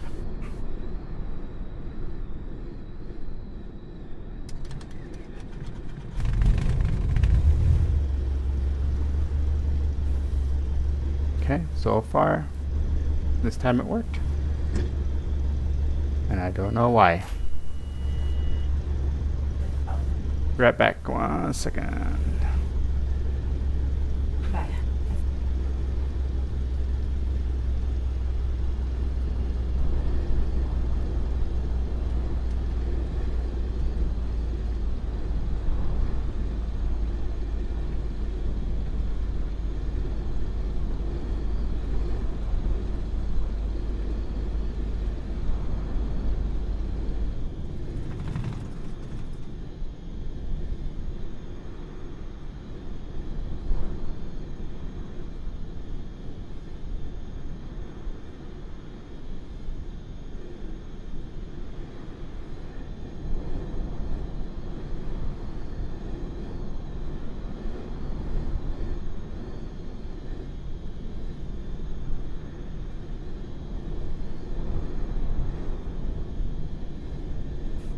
Hello. What happened this time? I don't know what happened this time. Let's try it one more time.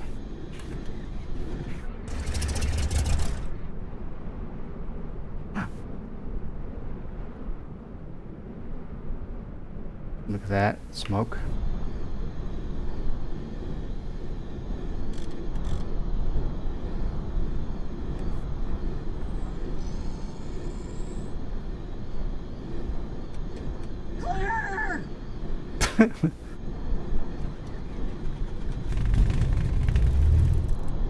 Yep, we're gonna have to restart it from here because there's something weird going on. State saving. Let's get rid of State saving disabled. And let's fix everything again. Engine health is at 100, it says.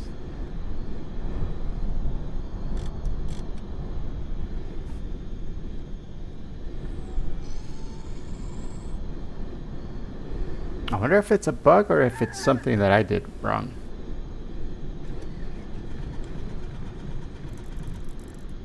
Yeah, the engine's got a weird... It's right now it's already messed up, and it doesn't seem to be... Like if I click to fix it, it doesn't fix it. So there's something weird in that bug. There's a bug. Oh, the battery was down 50%. That makes sense. It makes sense because I've been trying to start it.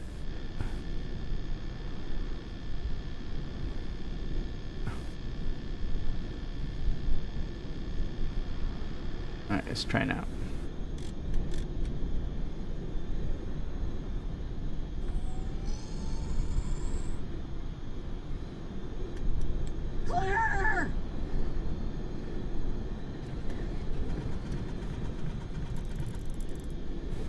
Yep, there's something wrong with this. There's something wrong, but we can do it right now and fix it up by doing this. Let's cancel and restart. No, we're gonna have to go to the main menu and start from November Tango Tango Bravo. November Tango Tango Hotel. Right. These things happen. These things happen. November Tango Tango Hotel.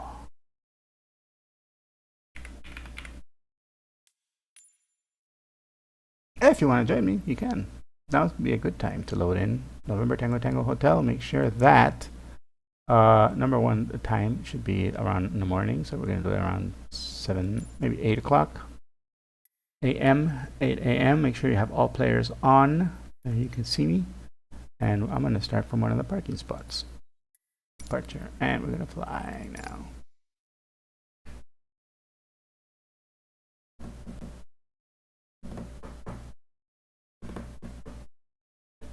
Hopefully that will reboot the model.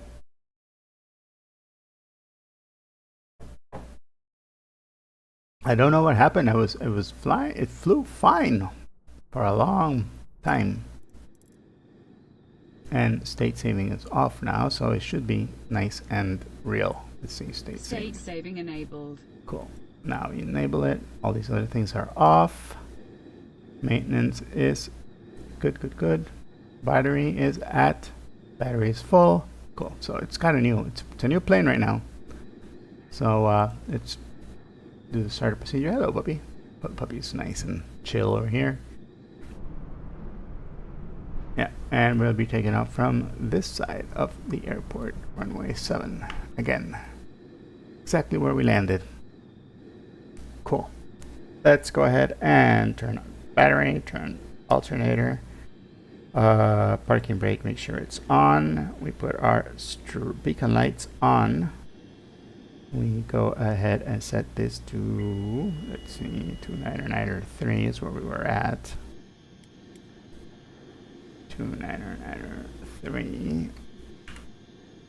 Well, actually, no, it's a little higher today. I'm gonna put the B key. All right, and we give it mixture, give it throttle. And we prime.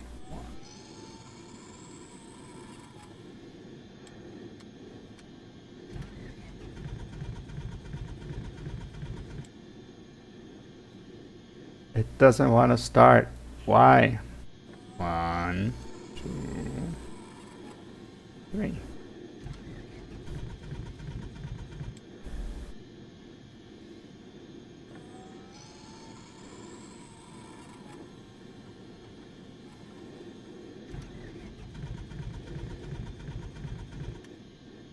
There's something weird going on.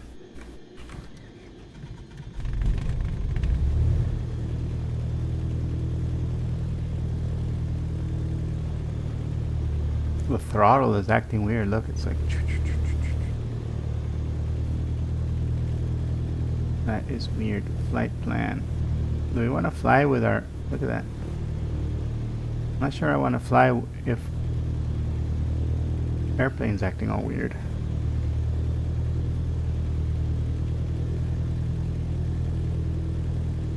Okay.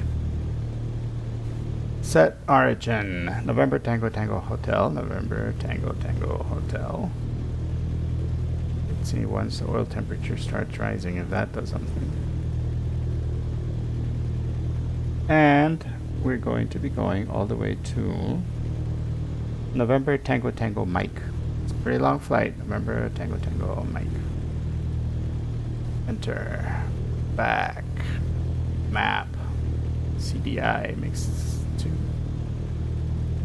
Is that proper name? Yes.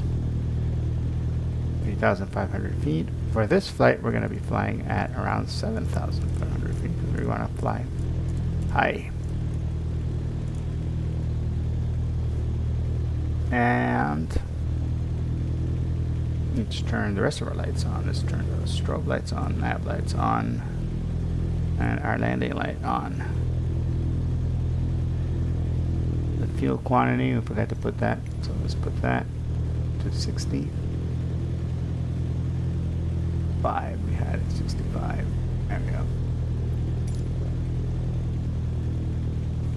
Oil temperature still hasn't risen yet, but it should start any minute now. We should go to 1,700. We are at 1,700. Let's do a run up. Make sure our engine is okay. First we take... Okay, no, there's something weird.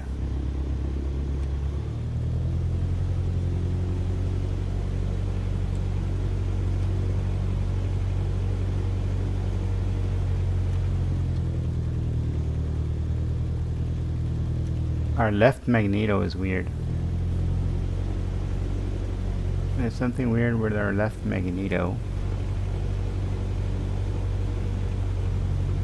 Is there? Can we fix it if there's something wrong? It's engine health says 100%, so that's all the thing we can fix.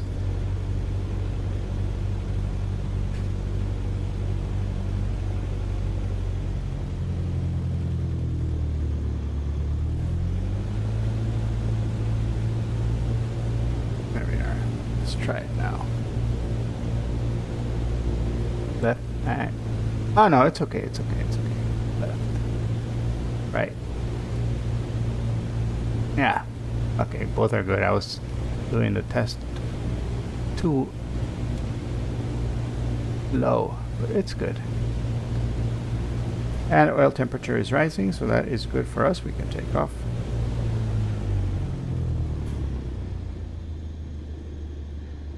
There we are. Plane has been started, guys. Puppy, you okay? He's good. Let's head out to... Oh, we need to connect VATSIM again. We're not filing a flight plan. We're just go ahead and using it. Just if you guys wanted to come in a different flight simulator, you can. If you have VATSIM, you can see each other.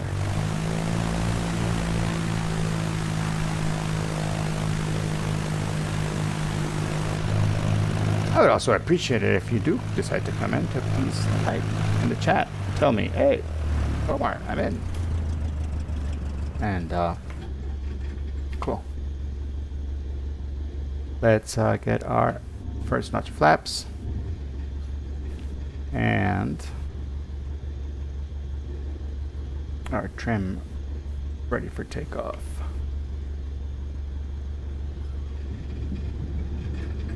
November Tango Tango Hotel traffic, November 42 Mike Roman Echo type Cessna 152 taking off runway 7, departure to the southeast. November Tango Tango Hotel. Alright. Look at that windsock, man. That wind is really going to favor us. And we're off. And the wind is so cool, we can go ahead and take our flaps up.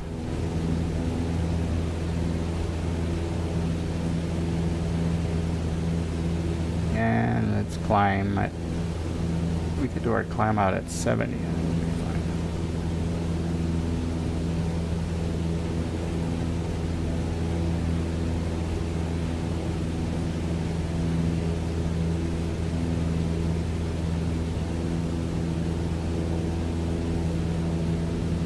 There we go. I gotta say, November Tango Tango Hotel has great mechanics, fixed our airplane, and we are set to go. Puppy and I are super happy to continue our Polynesian adventure this morning.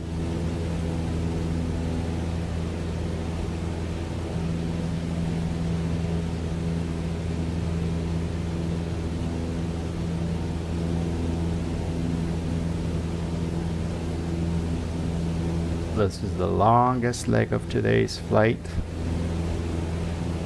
85 nautical miles.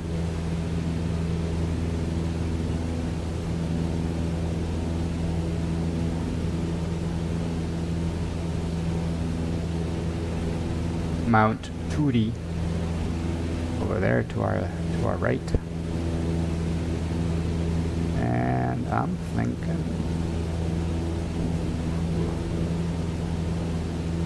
thinking we start heading in this direction. Let's get our heading bug set here.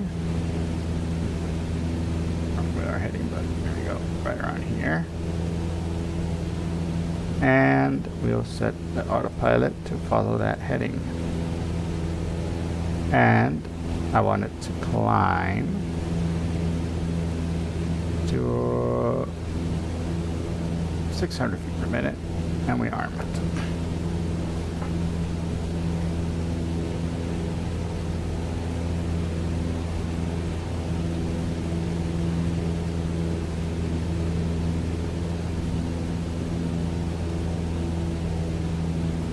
Our DTI, our duct turbulence indicator, is bobbing a little bit because there's a lot of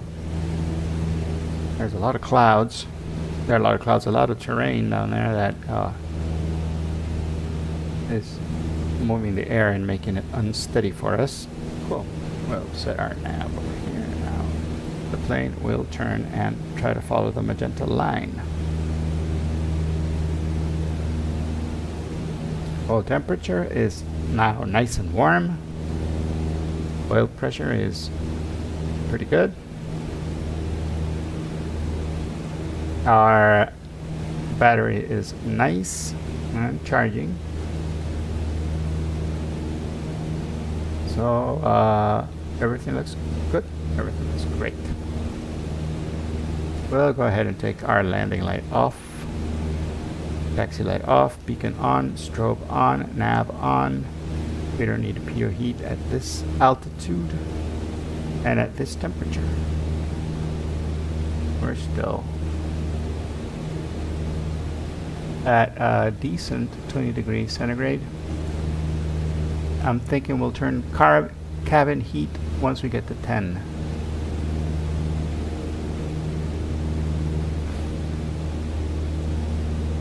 There we go.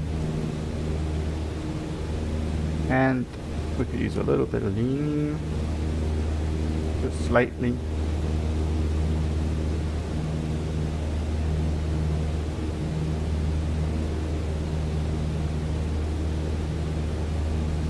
We're going a little low here, so we're going to go and decrease our rate of ascent to 400 feet per minute. And we're going to give it a little bit of throttle here. There we are. We don't want to be climbing less than 70 knots indicated, just for safety's sake.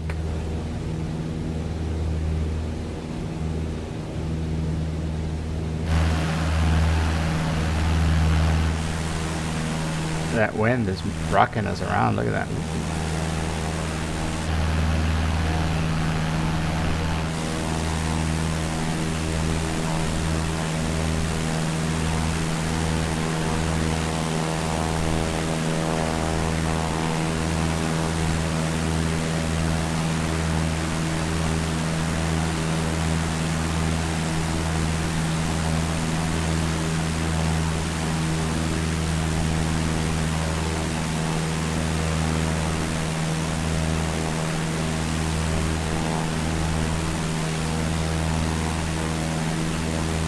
Wahine Nui, that's where we were at.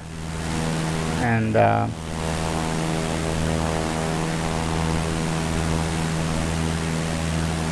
these islands over here at Wahine Nui. Pretty nice, actually.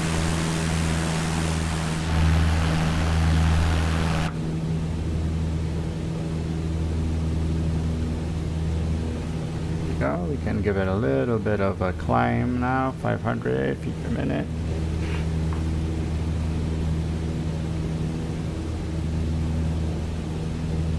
And next stop for us is called, it's right very close to Tahiti, and it's called Muriama. Oh my gosh, I can't pronounce this. Muria Mayao. Muria Mayao. That's where we're going.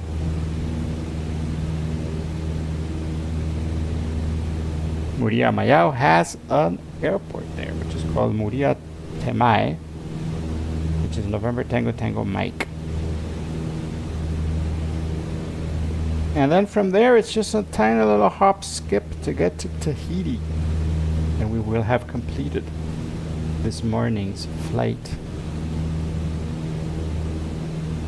I hope it has been enjoyable for you. It has been enjoyable for me. I love these flights. And even with a little engine issue that we had over there,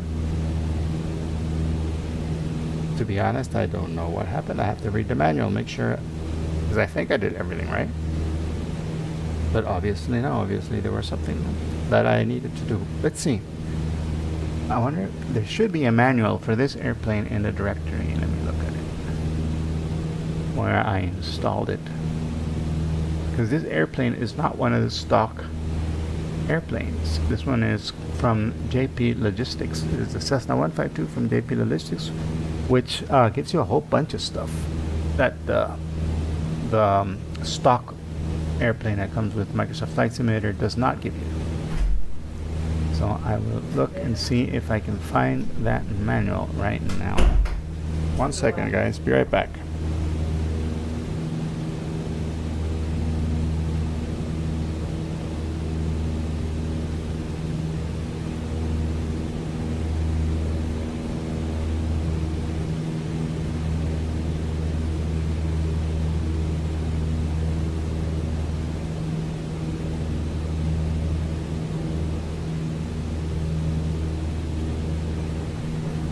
Let's see. Get back.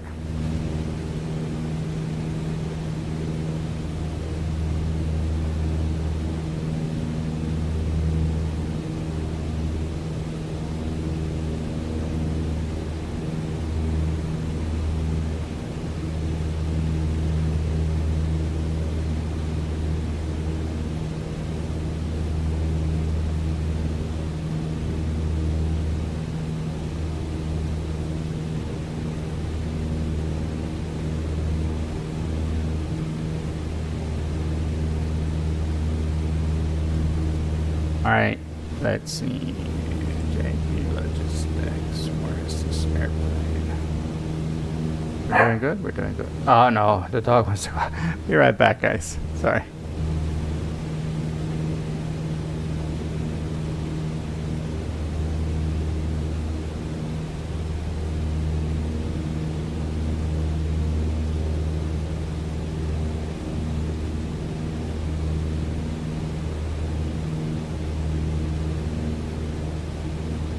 I'm back. I'm back. Let's see. Where is this airplane? I can't find it. The Cessna 152 from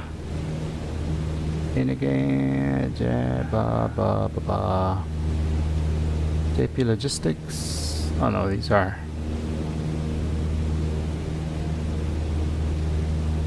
There. Those were liveries.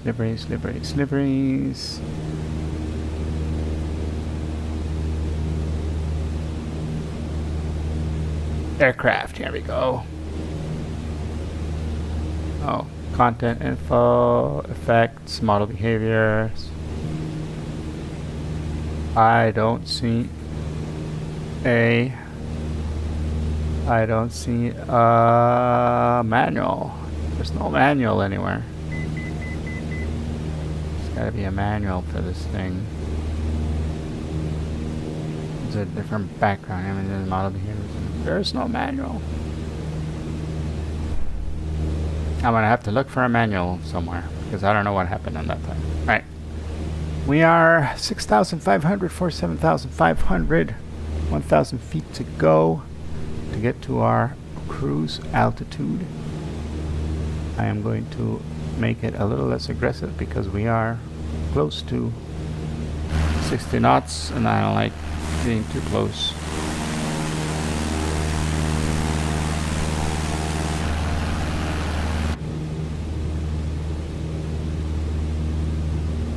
I don't want to make the angle of attack too extreme for us. I don't want to exceed it. I don't want to get close to stalling. Stalling is not fun. Alright, you know what? Let's pick up some airspeed and then we can do our last bit of climb.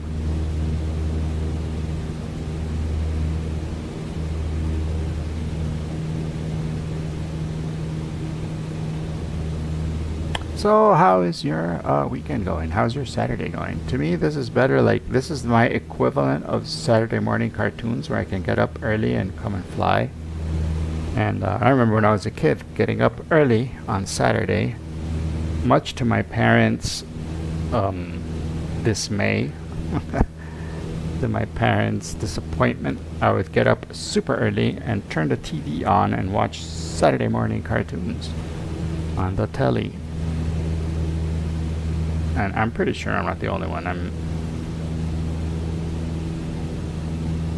mean, that was such a tradition for all kids in the 80s. Get up super early, turn the TV on, and watch He-Man or whatever was on the television at the time.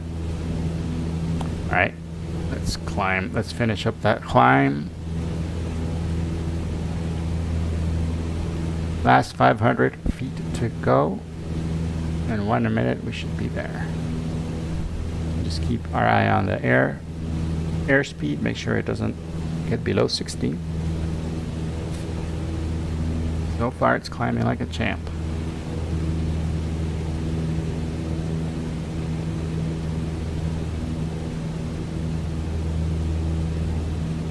We are climbing like champions.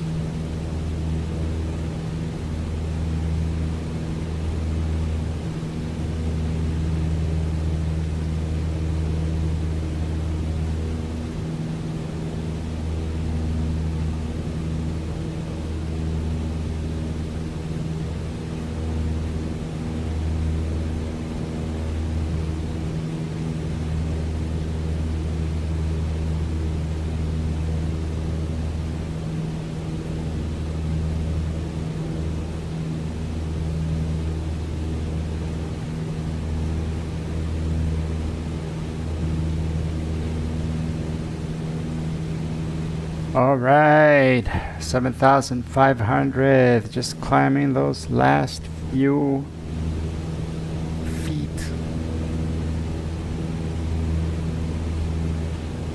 All right, we are at cruise altitude. I am going to decrease our manifold pressure a bit, and I am going to increase lean it out a little bit more. And I'm just keeping my eye on this needle to see where the peak is.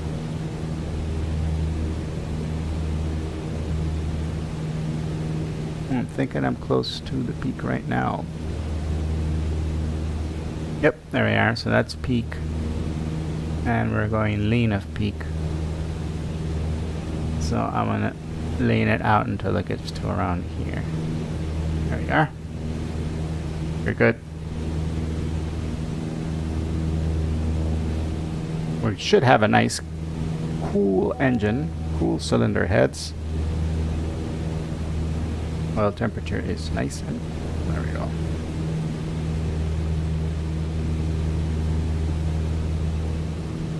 Okay, guys, yeah. No, that's the wrong key. That's the correct key I want to press.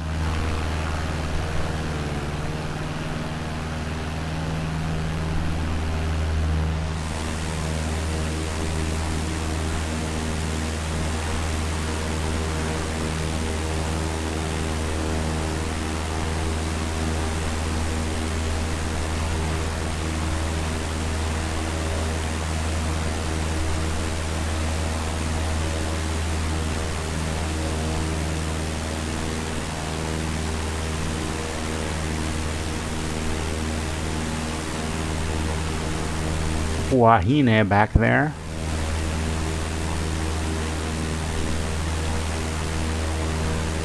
And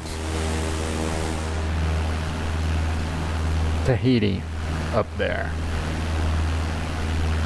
And right before we get to Tahiti, Muria Temai. Muria Temai. Temahe Temai.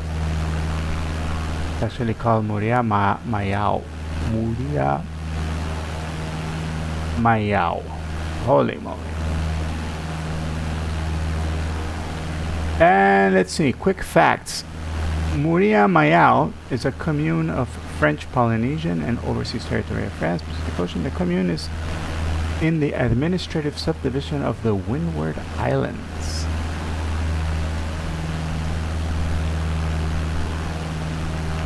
Its 2017 census had its population of 17,816 people, which is, for a tiny little island, not that bad.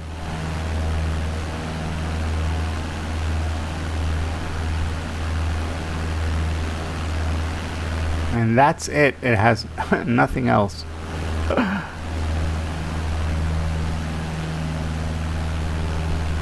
They have an atoll of Mayao, lies outside of the map, so there's an atoll there for taking your sailboat in there. I'm sure if we brought a plane with floats, we would be able to go in there, right?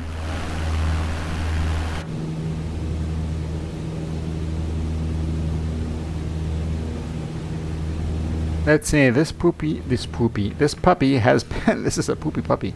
This puppy has been quite a trooper. This guy has been nice and chill, or maybe freaked out. Could be. It could be that he's just freaked out. And I think he's just had a good old time here on the plane.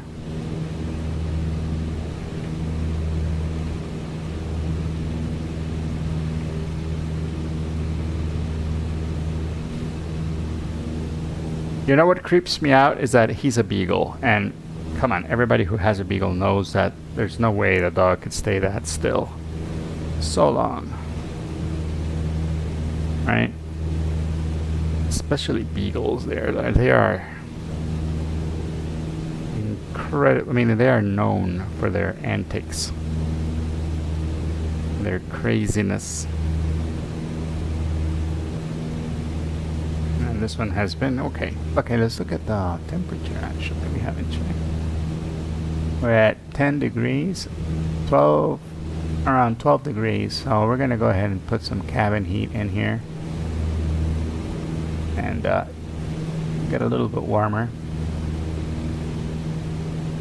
because it's cold. See, that's what I love about this airplane. Everything in it works. That is cool. All the little knobs and switches, and the pull out, and the oh, so cool. Those things do not work. I mean, those are things that you can't really do in the like the buttons just show up as inoperable. You can't use them. But on this one, yeah, you can, and it makes the experience so much nicer. Oh, we're not squawking. We should be squawking VFR, and we should be altitude reporting, and we're entering. There we are. Should have been doing that since we took off. Okay, let's refresh here. We are the only airplane right now flying in the Tahiti area in VATSIM, so yeah, we're just doing CTAF calls just for the fun of it, because nobody's listening to them. Later on today, we will be streaming again, I hope. I'll be flying in the no, it's not VAT. It is the, what is it called? Virtual USA Flying Club. And we're flying into this airport, which is called My Place. It's a grass airstrip, and they have fly-ins there. People fly in there and have breakfast, I think, or lunch. And we're flying in there for dinner at My Place. And the thing says you can fly from wherever you want, any other airport around the area or far away, doesn't matter. As long as you can land in that grass strip, which is only about 2,000 feet. I'm planning on taking a Cub. Yeah, maybe the Carbon Cub or the X Cub, not sure. I'll check later. And I'm thinking about a 30-minute flight from one of the nearby airfields, because Cubs are not really that fast, but they're good for landing in really short grass terrains. I mean, they got bush tires, so that helps a lot. So we're going to be landing and talking to all the other pilots who will be at the event. I'll be starting my stream around 6:30 p.m. So I hope you guys will join me. 6:30 p.m. We're gonna be doing a short flight into My Place to have lunch there with all the other pilots of the Virtual USA Pilot Flying Club, or whatever it's called. Yeah.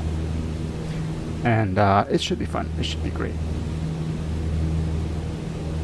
And it'll be a short stream. It'll be just doing that event, and then that's it. From then on, I'll probably go and watch somebody else's stream.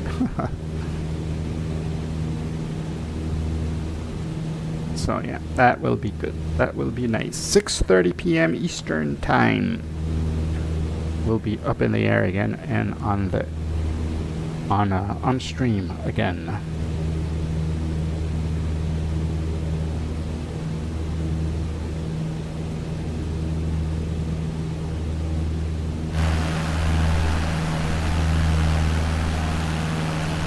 Look how cool and calm and beautiful it is.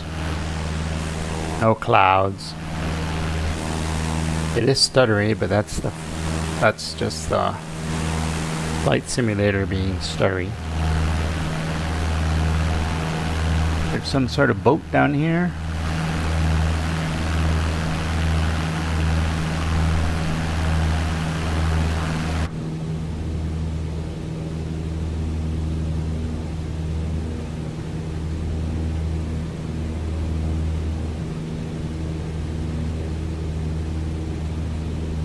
And the information for Murea Mayao is, let's see. The elevation, the airfield is at 16 feet. And the, let's see, open airport. And it's got 2 runways, 12 and 30. And it does not have a weather,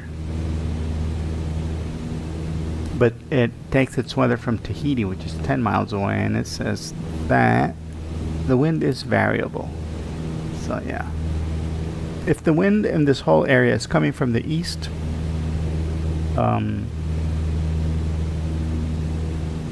the island actually acts as a windbreaker. So, oh no, actually no. The island itself is on the west side, so yeah, it's not gonna be acting as anything. All right, but Tahiti, just close by. Let's see, Tahiti does act as a windbreaker, because it's the island is on the east side of the airfield, so those mountains, betcha those mountains are stopping that easterly wind that we've been seeing all throughout our trip. Now, November, let's see charts here. Ooh, it does have actual charts. I'm thinking we're landing on runway 12 just because it's facing slightly towards the east. Going to the southeast, but still. And that should help us. There is a windsock according to the taxi chart here. So if we see that the wind is giving us trouble, well, we could see the windsocks. There's actually 2 windsocks on the airfield, so that's good. And I like these airfields where the taxiways and is in the middle. I like those. I like those airports because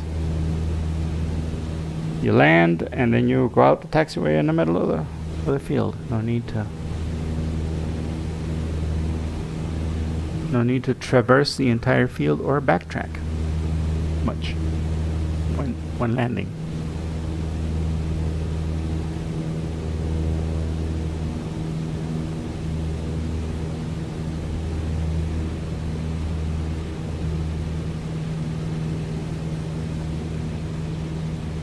All of that on my iPad, guys. Yep.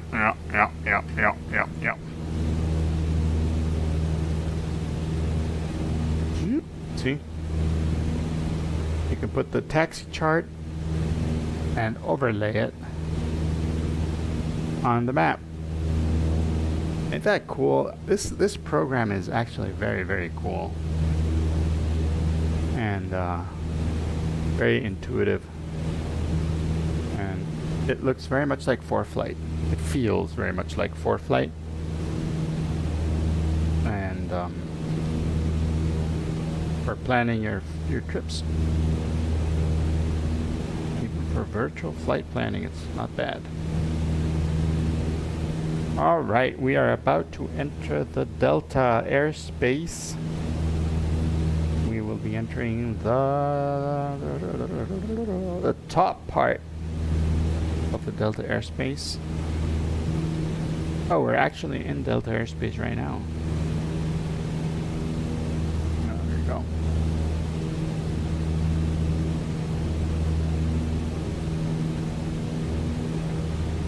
So all of this is controlled airspace. That means there would be air traffic control if anybody was here online. But there aren't any radio online at the moment in this area. There is a lot of VATSIM activity from, I don't know why, but I think maybe there's some kind of event But Maine, New York, Moncton Center, which is Canada, Boston Center is on, Toronto Center is on, Washington Center is on, New York Center is on, Chicago Center is on, and Miami Center is on as well. So it's a lot of air traffic control going on the eastern side of the United States at this time. In VATSIM, if you want to fly with and practice your air traffic control skills, there's a lot of air traffic control is on at the moment.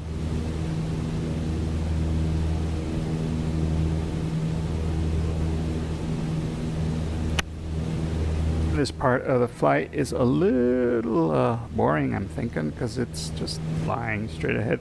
I try to avoid usually these long, drawn out flights.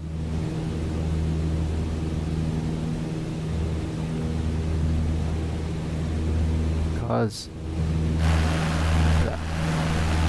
nothing. We could find some Tahiti pictures to look at, right? Let's see, Tahiti.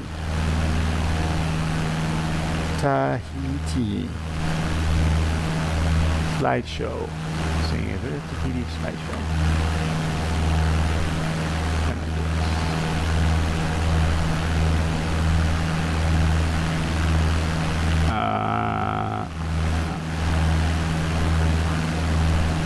Nope. That's some other kind of thing. Tahiti photos.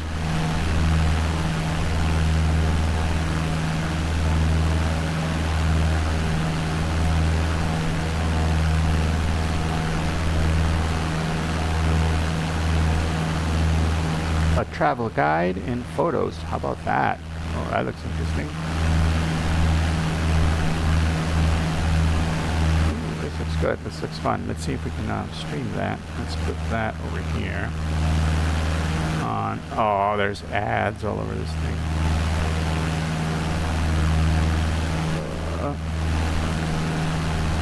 Get rid of this. Look at that.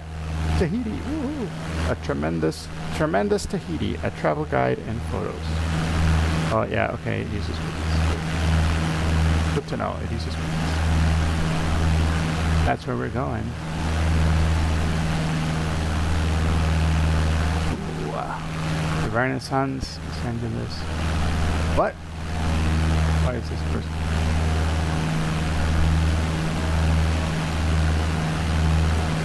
Oh, some of them are ads, I guess. Lenamu Pearl.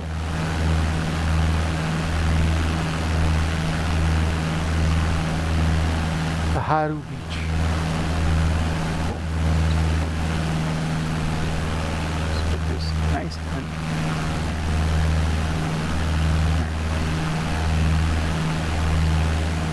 by Photo Food Trust.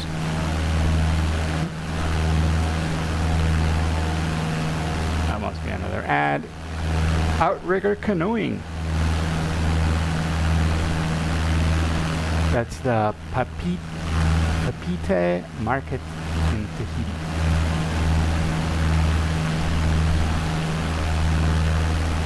Surfer in Teahupo, Tahiti. Teahupo. A Tahiti boat excursions and surf. Okay, cool. This is the Fautawa Valley Waterfall. Ferry to Moorea, which is where we're going. Yeah, that's where we're going to be landing soon. Let's see how far away we are according to our GPS. We're 40 miles away. We're halfway there. And then we're going to, you can see the Green Lodge Guest House at Moorea, where we're going. That's nice. This is a place I would like to see. That looks pretty funky, pretty cool. You can do ATV tours in Moorea. And these are fun. I've done these in Costa Rica, in Cabo, and here in El Salvador. I've done those ATV tours, and they are a lot of fun. It can be scary if you don't know how to drive these things, but they're mostly a lot of fun, and you get dirty too. Magic Mountain View in Moorea. Go to the Magic Mountain. I wonder what kind of magic is in Magic Mountain. Tahiti food tours. Okay. I'm in. Down for that. Oh, this is the Raida Lagoon Pension. Look at these bungalows. These are cool. Swimming with the sharks? No, thank you.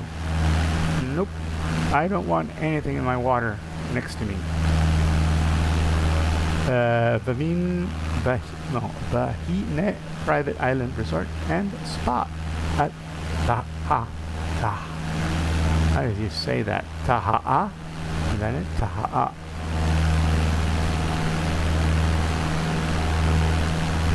Reva, Belia, de la Vanille.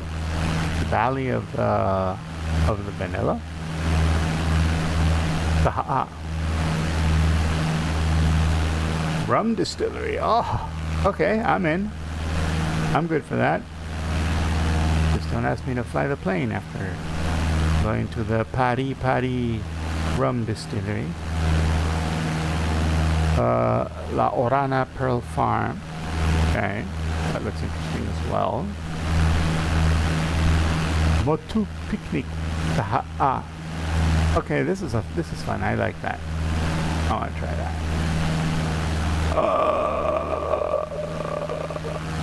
Yep, I'm in. I'm down. Motu now Raita.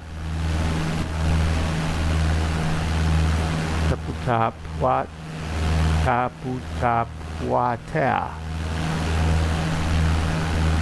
I don't know what that is, but sure. That's it. Aww. That's it, guys. That was fun, though. That was a lot of fun.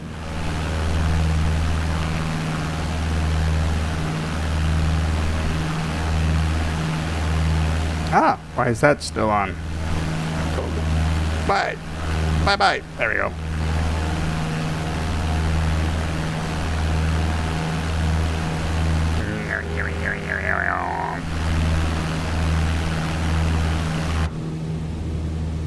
I found an app that lets you do all the, like, everything that you would do with a Stream Deck to change the scenes and everything in OBS. You could do it right from your phone. It's very cool, but I haven't set it up yet because I'm lazy, and also I don't stream that much, honestly. I only stream once a week, maybe twice a week if I got time. And for example, today I've been streaming, but I've had tons of interruptions because, you know, I don't live alone, and everyone here is like asking me what to do, like, Dad, what do we do, Dad? So yeah.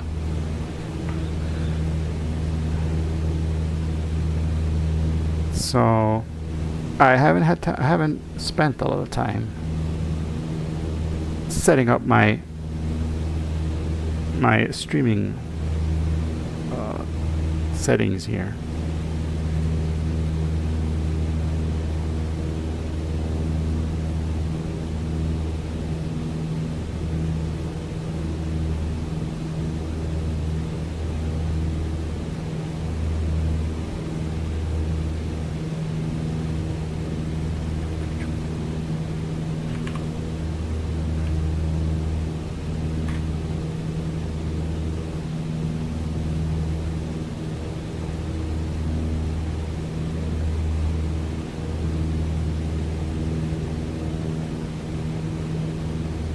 Murea Mayo. Murea Mayao.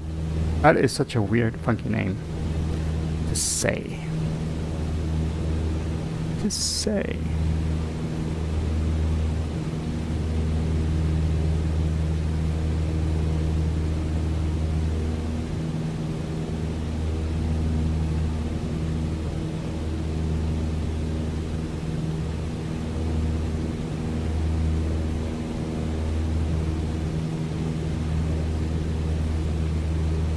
Alright, we're 30 miles away.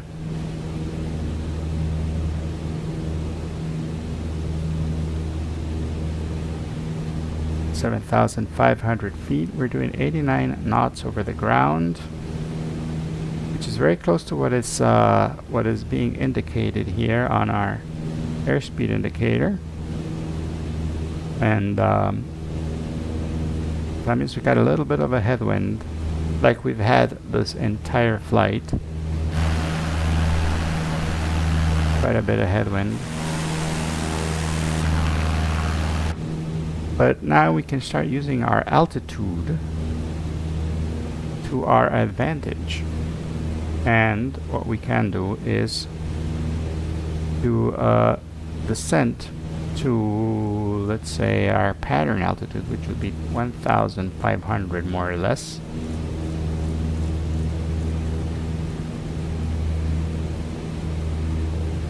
And we'll descend at 500 feet per minute.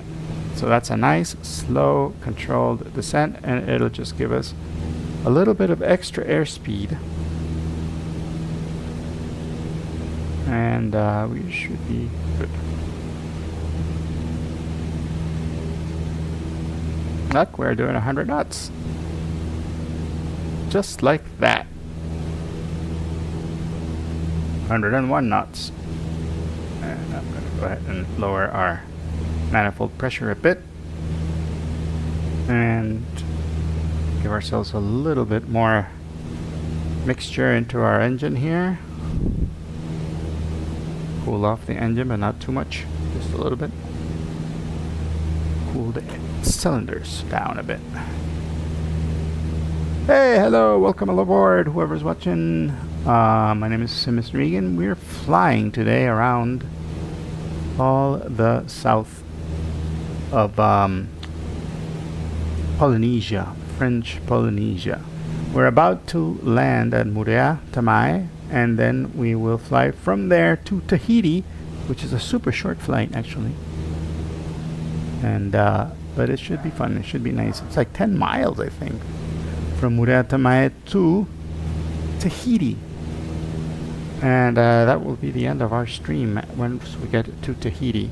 This is Murea Tamai here. This is a little island, and then from here to Tahiti is just a nice little hop. Just a nice little hop. I'm thinking that we could just do not a full stop. Oh, boozy sheep. Oh, boozy sheep. Nice. Welcome aboard, and welcome to all the raiders that came aboard as well. So much fun. Thank you, thank you, thank you, thank you for coming. We are flying in Polynesia, French Polynesia. We're about to land in Murea Tamai, and then right in front of us is Tahiti, and that will be our final destination for today. Nice to see you, boozy sheep. And welcome to Joe Sosa as well. And oh my gosh, nice. Have a great Dave. Welcome, have a great Dave. That's an awesome username. I like that. All right, we are descending. We're at 7,500 feet, and we're going down 500 feet per minute. And we're about 25 miles away. Glad to be here, Ed. Glad to have you here. It's awesome. Thank you. Welcome. Welcome aboard. Check it out. Ah! That's the Batman. The Batman camera angle. We are flying the Cessna 152, but not the stock one. We're flying the one from JP Logistics that lets you do a whole bunch of other stuff, which is really cool. And we are flying. We started off in Bora Bora, and we're ending up in Tahiti, which I hear is a magical place.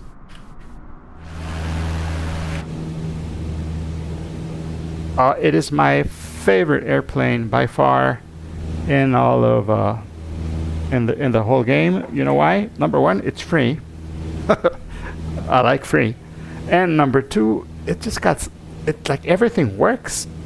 Everything works in the plane, like all the switches, all the knobs, everything. The windows open, and you got my puppy here. See, this is not part of the plane, but he's also a freeware add-on. And you could put a whole bunch of different dogs, but I kind of like the beagle, number one, because I always wanted a beagle.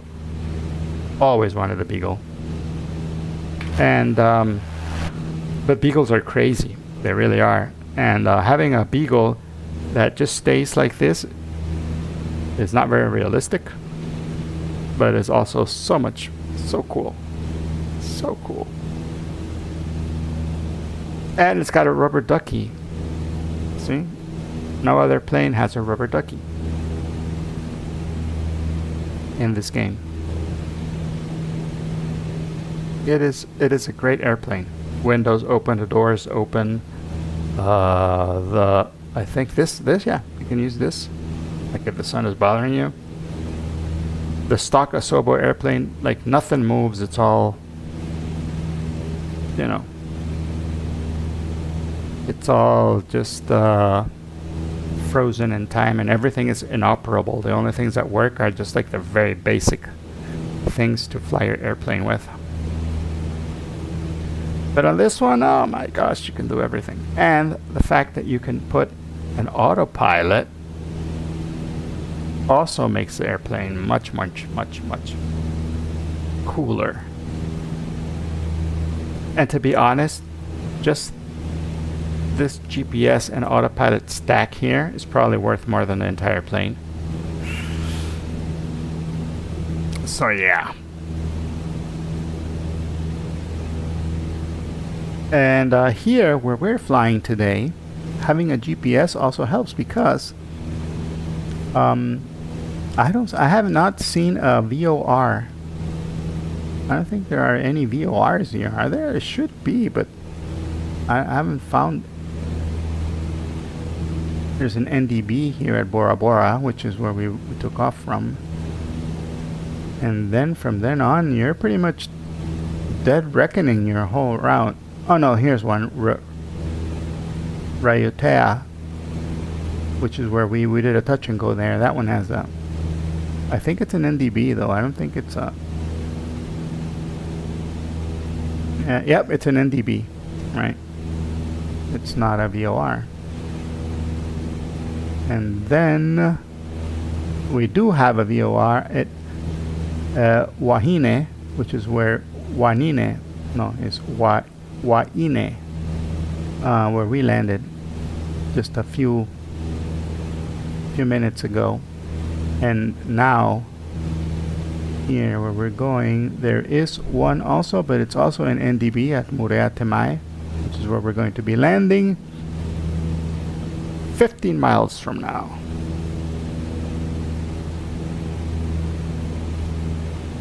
I love that GPS too, man. It is awesome. This is the free one though, the PDM or something. What is it called? Let's see, GNS 750. The PMS 50, that's the one I got. And the free version. And on Thursdays, they give you a code. And every Thursday, you can activate all the features if you have that code in there. And, you know, so that you know what it's like to have all the whole thing activated. But since I really don't fly IFR that much, like I am mostly a VFR flyer, I can't justify buying a fancy GPS with everything in it, so I just use the free one. And then every once in a while on Thursdays I'll do an IFR flight just because I can. And yeah. Oh look, a point of interest. And now we will divert from our path to go check out what that is over there. And from its location, I'm thinking it's one of the resorts, like the ones we saw at Bora Bora. We'll see when we get close. In Bora Bora, we flew like really close to all these bungalows that they have on the water, right on the water. So that was fun.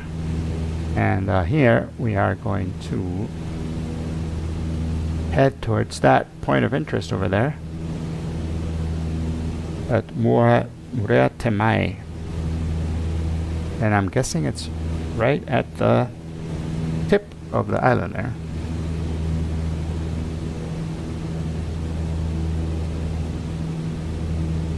Yeah. Yeah, me too. I'm mostly, I'm not really a bush flyer, even though I do like to fly. I love the Cubs a lot. Like, I have a Husky, I love the NX Cubs. I wish somebody would do a realism mod for the NX Cubs, like this one, where you can open the doors and do all that stuff, because that is so cool. And I like the Husky a lot. I wish that I could put this GPS in the Husky instead of the one that it comes with, because the one that it comes with is, I don't know, I think it's an Asobo one, right? It's like pretty, it seems a little fakey to me, fake. I don't know what it's based on. I love the TBM. The TBM is one of my favorite airplanes of the game. I like the King Air a lot, but also the King Air suffers from the fact that everything is inoperable in it. Like all the switches, all the buttons, everything is like, nope, can't press this one, nope, can't press this one. But I really, really like it. I've heard that, yeah, the black square one. Yeah, for sure. For sure, yeah. The new one, right? The 850, that one just came out. Double ender and the Wilga, nice. Yeah. I have. Let's see, which ones do I have that I love? For bush flying, the one I like the most, even though I have a whole bunch, is the Kit Fox. I really love the Kit Fox, mostly because of the visibility, the fact that the whole door is plexiglass and you can look down here. That is fantastic. And when you're flying in low and slow and with a VR headset, whew, that is a thing of beauty. And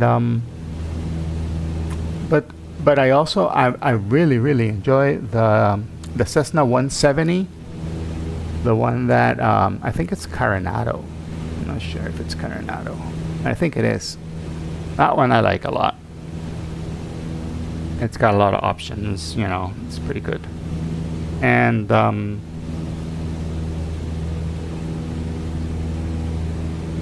double ender is cool. I've seen that one. Yeah, the bubble cockpit. Yeah.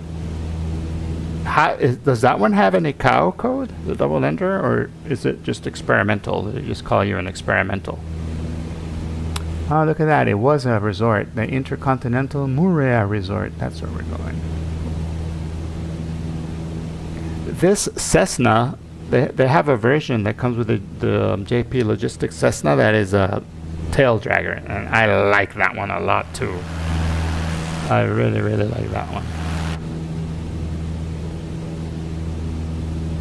Okay, experimental double ender. Okay, cool. Only one has ever been, yeah. It's like one of those planes that Mike Patey makes, right? That it's just, that's the only one, right? Yeah. All right. Okay. So yeah, it was a resort. We're gonna get down to 1,500, done by a hobbyist. They're working on another plane called the Ascender. Oh my gosh. I like side-by-side seating a lot. I think it's better than front and back seating. Also from a center of gravity perspective, it's also easier to manage, I think, side by side than front and back. Like, oh, yeah, it was just a resort down there. They made it so much better, and if you go to Bora Bora now and fly around there, you just take off Bora Bora, fly around the atoll, and land again on the airport.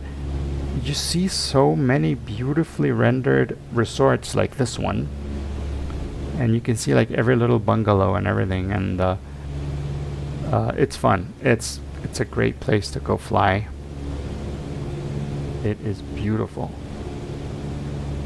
And I'm flying. I always fly with real weather, and that's kind of one of my hang-ups. I like to fly real weather. And oh, look in the atoll. Let's go in the atoll, and then we'll go back out. And the weather today has been beautiful, beautiful, beautiful, beautiful for this kind of flying, especially here. Yeah, I think it tones your skills, right? If the weather's not good, I don't fly. Right, and unless I want to test, my abilities, but still, even then, I think it's a pretty dumb idea. But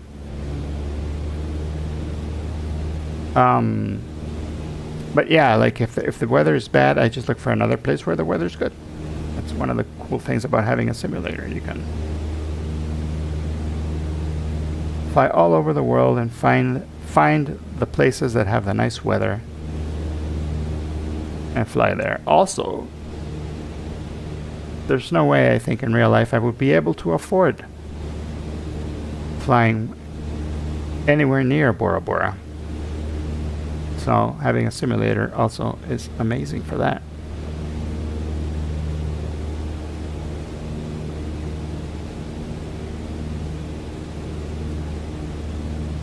Oh wow, yeah, those are crazy. When you have crosswind, that is the actual crosswind is higher than the number on the sticker that says you should never do those kind of crosswinds landings, right?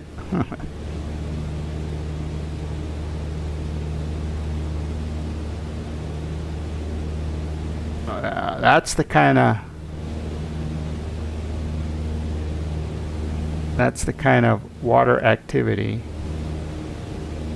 I think that should be more prevalent in the game, because in reality that's what you see at these places, right? Like, I like to fly to Cancun a lot, and I think somebody should make a mod with a lot of speedboats and jet skis and that kind of thing, because that's what you would see in real life.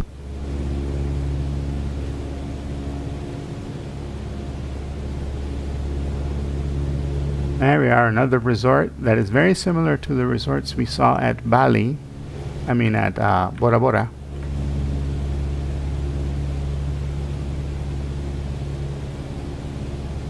I know I have a few of those mods, but they seem to be very region specific, because I don't see any of them here. I just see like the photogrammetry, photos of the boats, but you don't see the boats there. And I do have boating mods. Yeah, I think it's just for like certain regions. Right.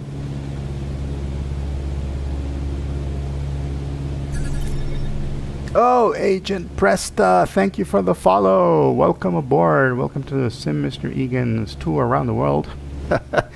We are the magical mystery tour on tiny little airplanes, underpowered airplanes, going places where they're probably never meant to be. Because seriously, the only way this airplane would make it to Tahiti is if they shipped it there in a container and then somebody built it. right?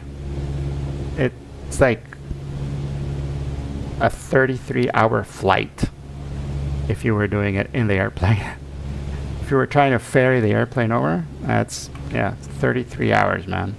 I don't think you could get that much fuel in the airplane. Even if you filled everything of the airplane with gas, you probably wouldn't have enough. Or you'd be too heavy. Look, there's another one. Hotel Manava Beach Resort. It is. It's the middle of nowhere, man. Tahiti is... It's... I think it's closer to Hawaii than it is to the rest of the U.S. or America, for that matter. It's probably closer to New Zealand than it is to the States, right? It's still pretty. It's wonderful.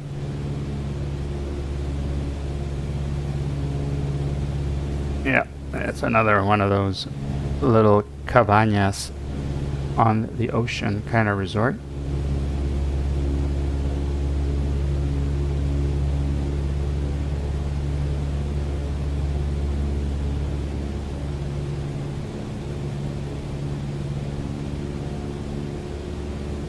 All right.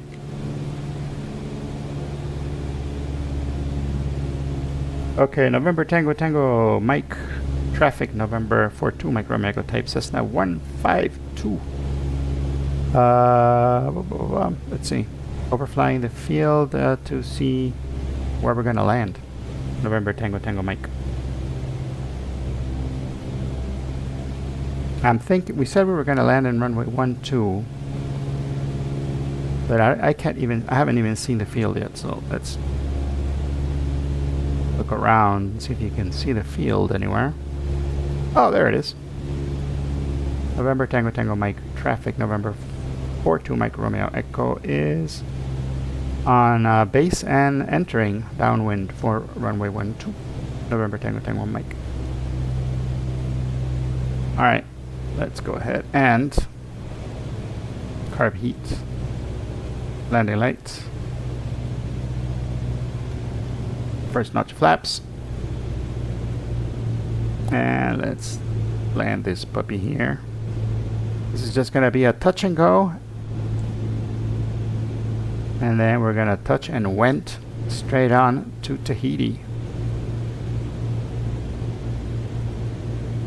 I'm close. I am close to my follower goal.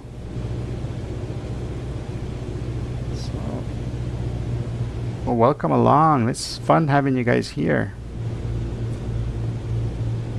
Also, if you want to fly along, even though we're at the last bit of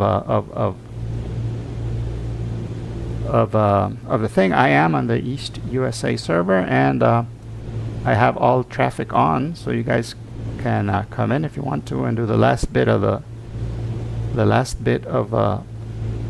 actually, you know what? I'm going to do a full stop here. If you guys want to come in, you can. Or if you fly on X-Plane, I am on VATSIM, so we'll do a full stop. All right.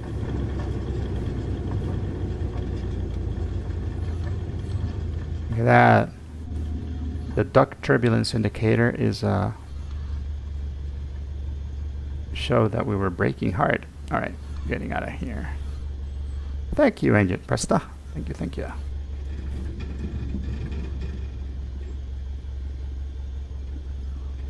I won't turn it off, but I will set the parking brake right around here.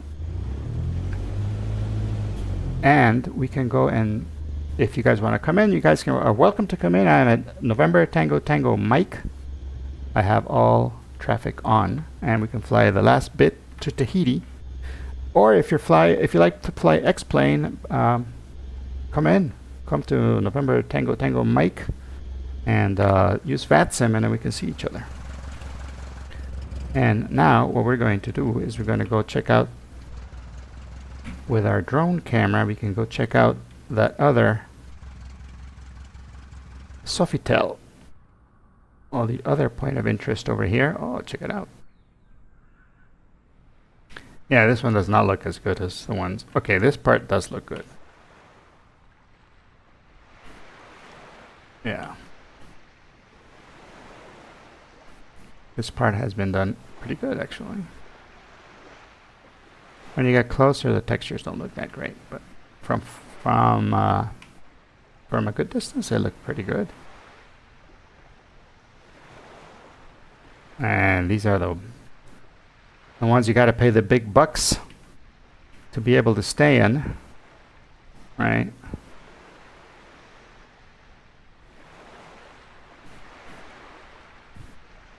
So you can poop right into the water. And no, I'm kidding. I don't know if these things have. I've heard terrible stories that the toilets here they go straight into the water, but I can't verify. I can't confirm nor deny that. I've never been here.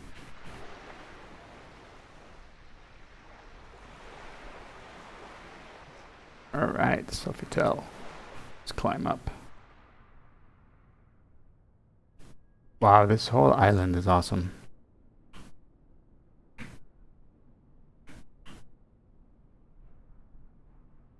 I'm thinking those were the only points of interest that Microsoft Flights. Look, there's a boat over here, a big container boat. Yeah, and those were the only 2 points of interest. Wow. Yeah, you can tell like Bora Bora got a lot of attention, and it has like all the resorts have been modeled. So yeah, and this one it has just 1, 2, 3 modeled resorts, right?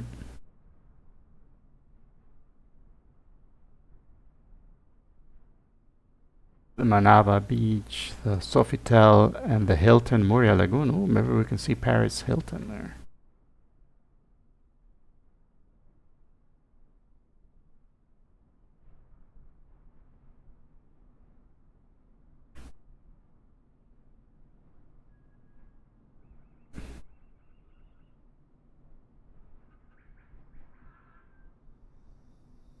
Oh yeah, this place is a must. They did a good job. This place and New Zealand got a lot of love in the last few world updates, and it's definitely worth. Yeah. Oh man, New Guinea was awesome.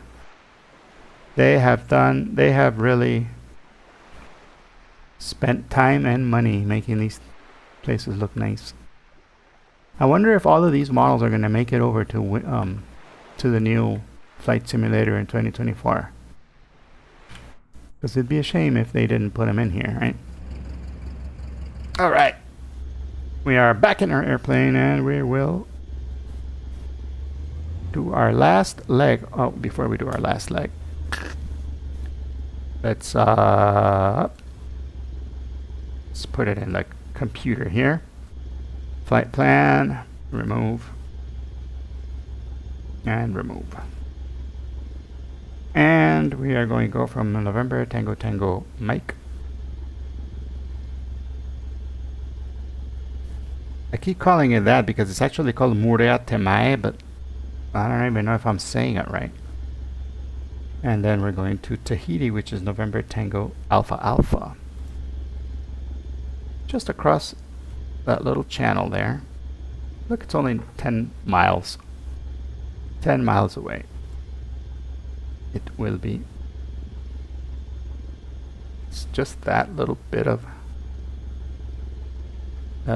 thing, but we are going to go around the island before we land, so let's go ahead and take off and do a last bit. Okay, brake goes off. First notch flaps. Make sure we are configured for takeoff. November Tango Tango Mike traffic. November 42 Mike Romeo Echo is taxiing to runway 12.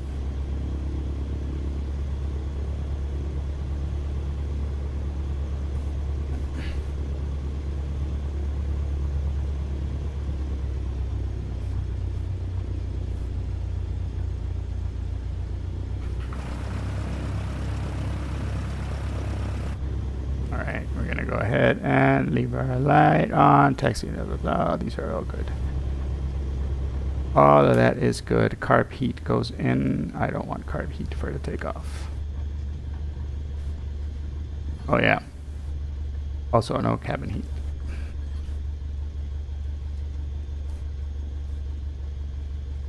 Okay. The DTI is moving around. Our duct turbulence indicator. Alright.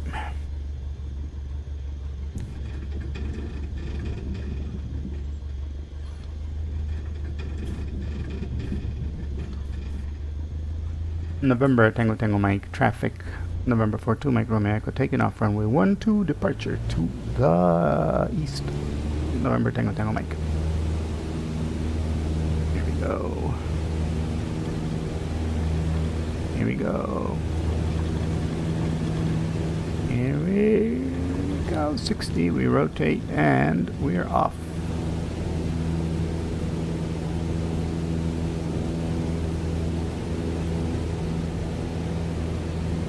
Flaps come up.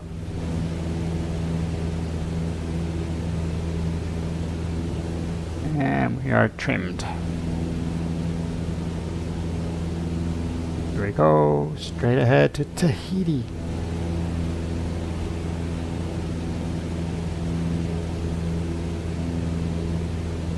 Woohoo. Let's head straight to that point of interest right across the channel here. Oh my gosh, bunch of points of interest. Looks like Tahiti got some developer love.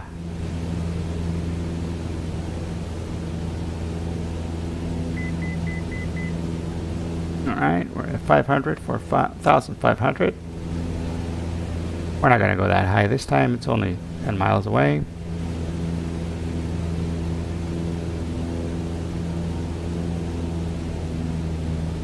Okay, we check our RPMs and we lean just a little bit.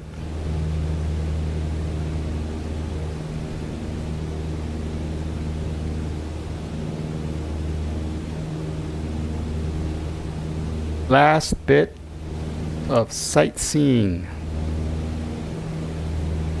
for this morning. It has been a wonderful, wonderful morning. I thank everybody for coming here and hanging out and following. Also, that was a lot of fun. Thank you for following. I stream usually Saturday mornings and Sunday mornings. And today, for example, I will be streaming again at 6:30 p.m. That is Eastern Time. And I'm going to be participating in the Virtual USA Flying Club event. And it's called Come to My Place. That's the event. And we're going to be landing at my place. It's a fly-in event. You can choose wherever it is you want to take off from, but you have to land at my place, which, funnily enough, it's an actual airport. It's a grass strip, and it's 3 Oscar Hotel 7. That's the designation. 3 Oscar Hotel 7. Right. So it's a grass airfield, and the takeoff wherever you want. Just make sure that you land between 7 and 8 p.m. Eastern Time. So I'm going to be taking off at 6:30. I'm going to do a quick 30-minute flight, and I will be landing there. And everybody's going to be on the radio. It should be a lot of fun. Practicing our CTAF calls, watching all those planes fly around you. It is tremendous fun. I'm thinking I'm gonna be flying the I'm not sure. I'm thinking the NX Cub or the X Cub, you know, to fly a tail dragger. But we'll see. When the time comes, we'll see what I will be flying. I really like that. I really like the Cubs. The Cubs are nice. Those X Cubs are really, really nice. Like super modern and everything, you know. It's a modern take on a Cub.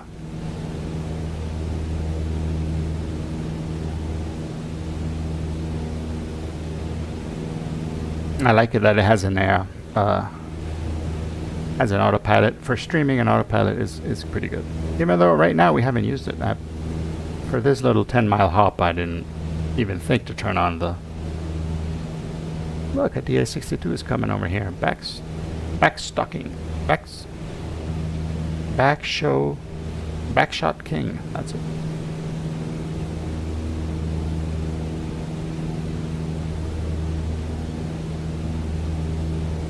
Oh, I love these waves. Check out the waves, man. Ooh.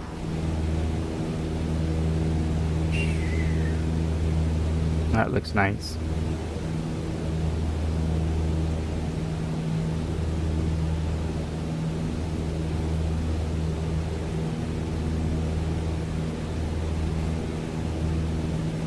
All right, 1,500. Nice and trimmed.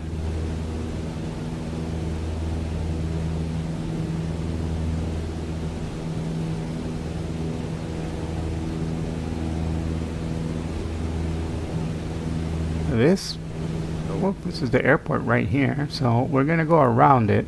Oh, that's the University of French Polynesia. That's what that is. So this whole place has gotten a lot of developer love. So Tahiti and Bora Bora are the ones that have gotten the most love, I think, regarding points of interest.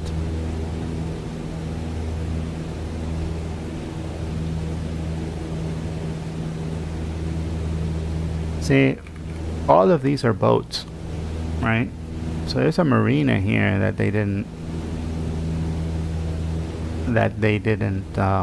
render in the game.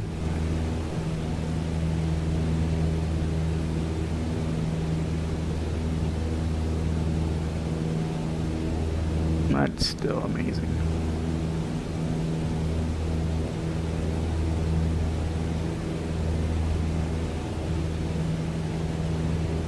Ooh, so many points of interest over there. Okay, we're gonna see those when we come back.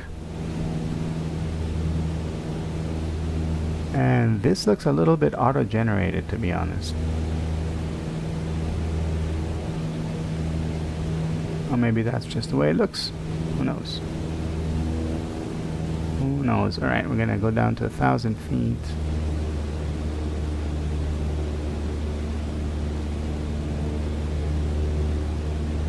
To do a quick spin around the island before we land. We'll be landing on the other side anyways.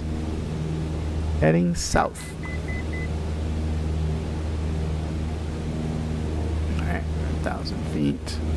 I'll put this here so that it stops giving us that alert. What is there?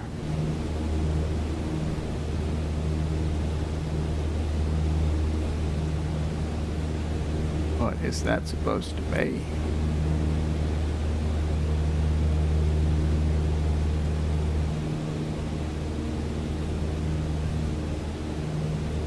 Oh, dive and see. Okay. Really? That was a waypoint? That was a point of interest?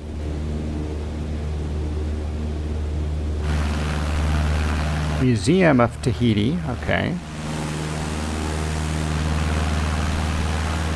I can't even pronounce that. I'm not even gonna try.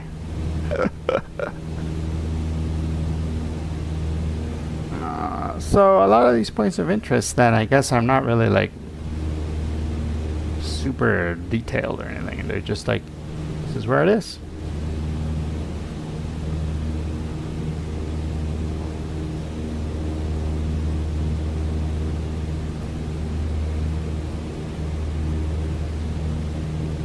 Let's see how we're doing on fuel. We're doing good. We're half tank.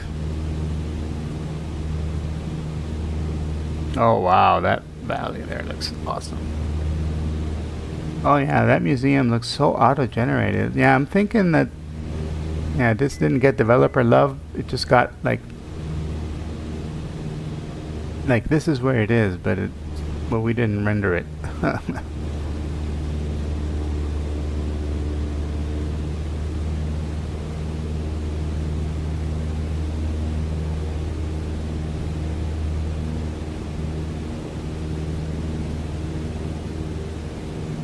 Or maybe some guy at Azoba was like, oh, I was the one who was supposed to do that? Oh, I'm sorry. Forgot. I just put the marker there.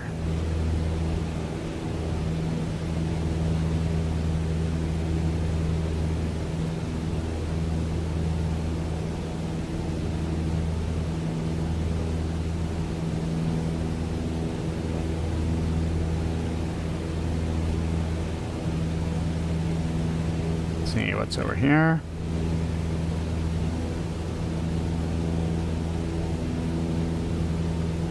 Some villa. Yeah, I'm thinking these points of interest are not really that worth. They're not really that worth it. I mean, it's just a placeholder. Maybe they're just placeholders, and they're like, okay, we'll add that later.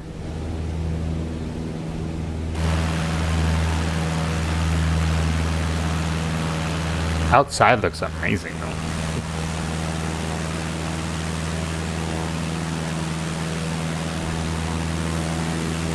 Hey, someone's flying along. Welcome, whoever you are. On the Cub. I love that plane. I love that plane.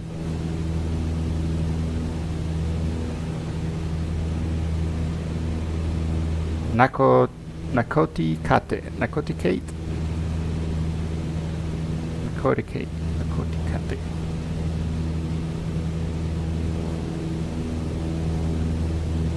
Awesome.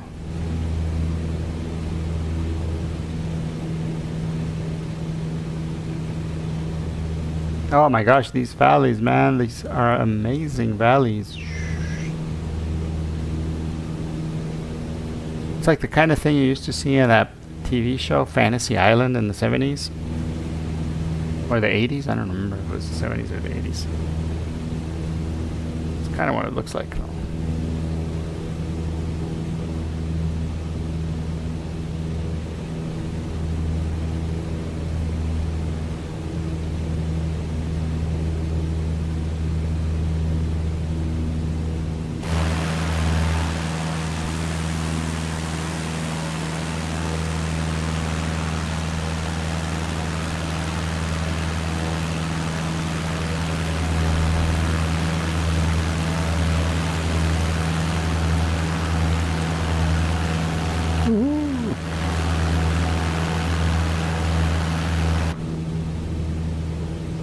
There's Nakoti Kate flying.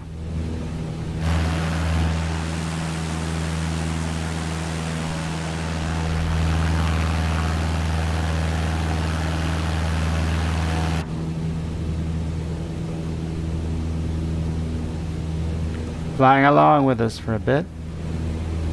Really appreciate it.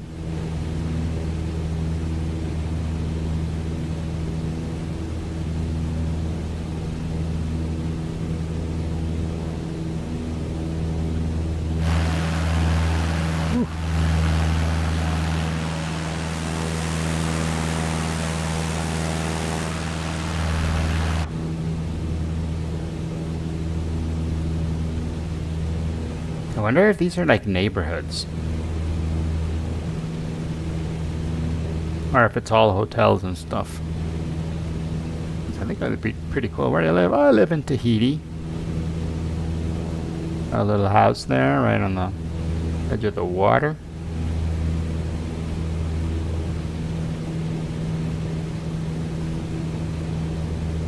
Oh, more points of interest. What do you know? I wonder if they will be interesting point of interests, or if they're just little placeholders of where something is.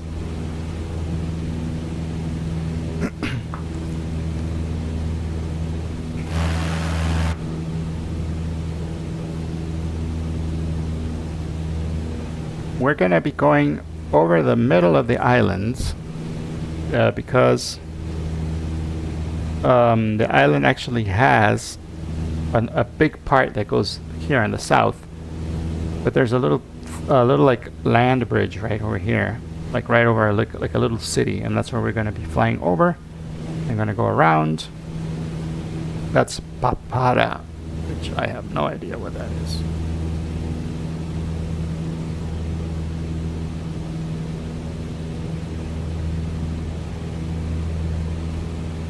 It is impressive how the mountain gets so tall so quickly.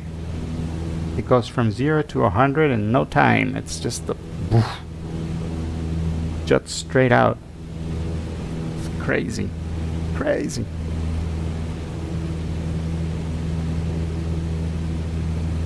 How we doing temperature?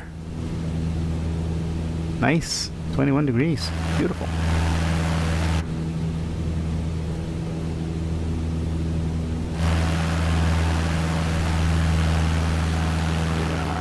Parala. Papara, that is. Papara.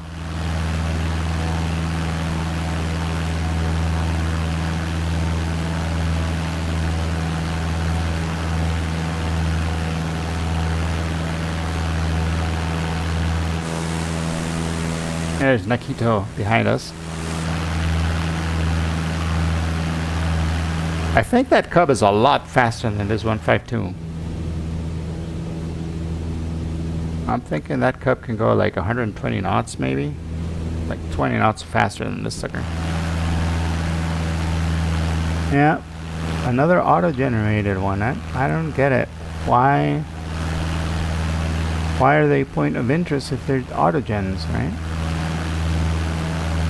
That's not even auto-generated. I think that's just a picture on the ground. Is that the city? The village? Is that what the village is called? Or is that just like to help VFR flyers?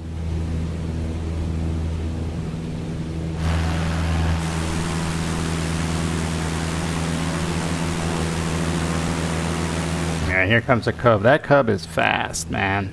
I'm thinking that Cub is a lot faster than this thing.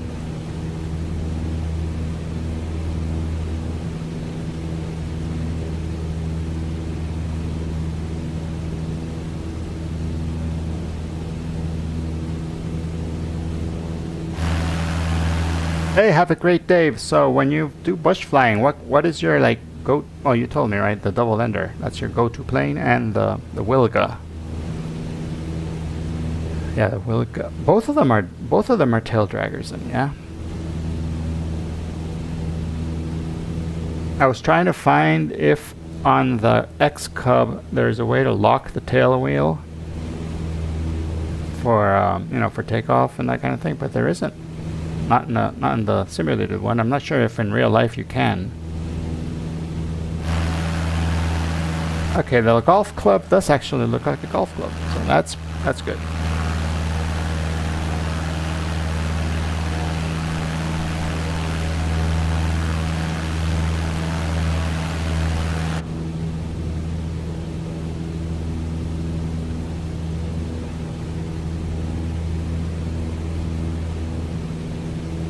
Because the tail wheel version of the Cessna does not have a way to lock the tail wheel either. And I thought that was something that you needed to have in all the planes.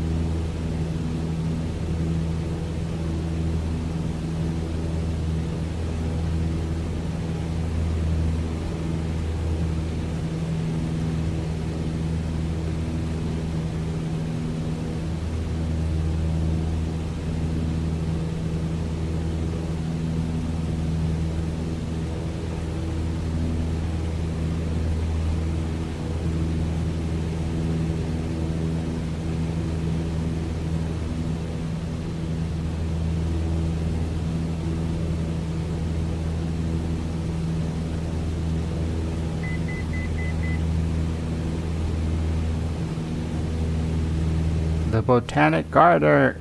Garter? Oh my gosh.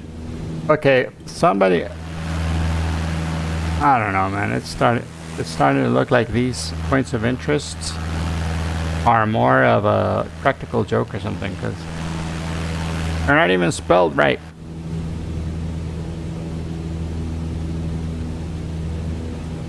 Although, I wouldn't mind going to see the Botanical Garter.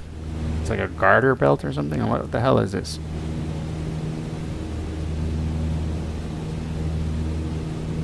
The Botanical Garter.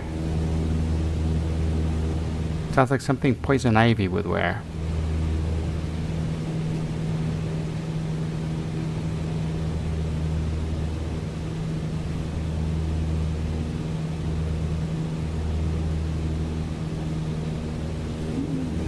So far, so good.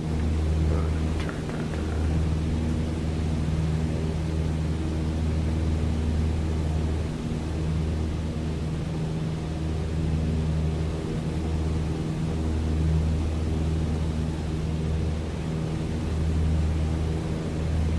We're gonna miss the Botanical Garter.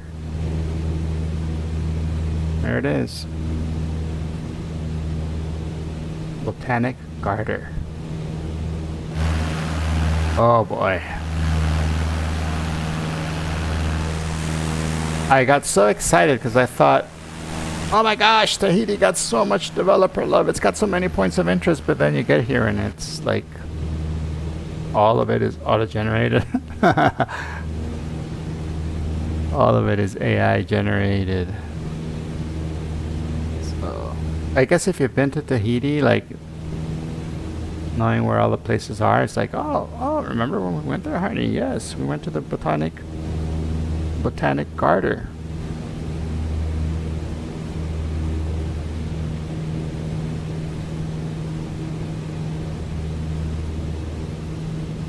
And whatever the hell that is, which looks like auto-generated trees.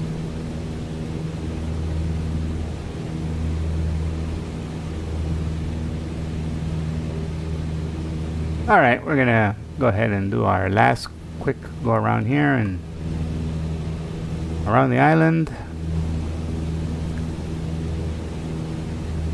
and land. Afahiti.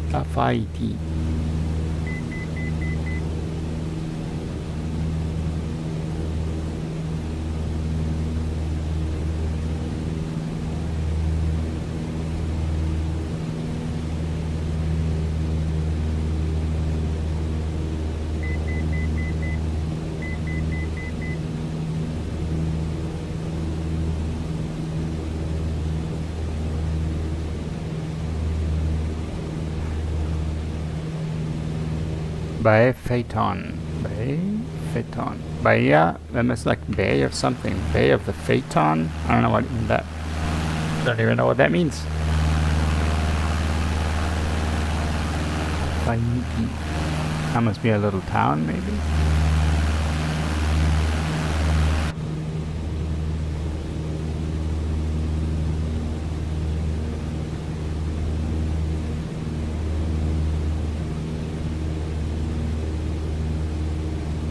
Oh, we caught an updraft.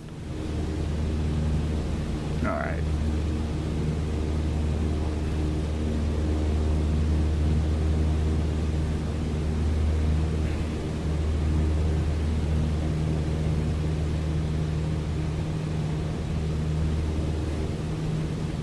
Honestly, that thing over there that was not even marked was more interesting. Let's see, what is it? Is it a ship? Oh no, it's a tiny little island. Okay. Tiny little island.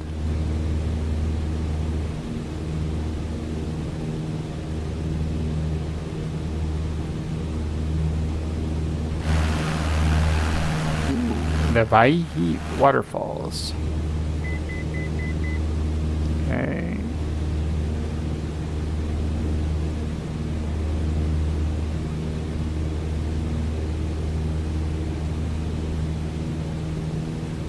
We are exactly on the opposite side of the airport. So we gotta get to the other side of the island and land.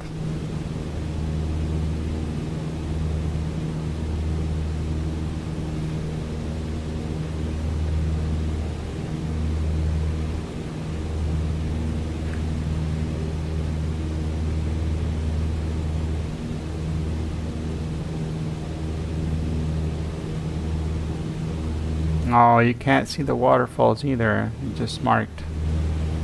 They're just marked there, but not really visible.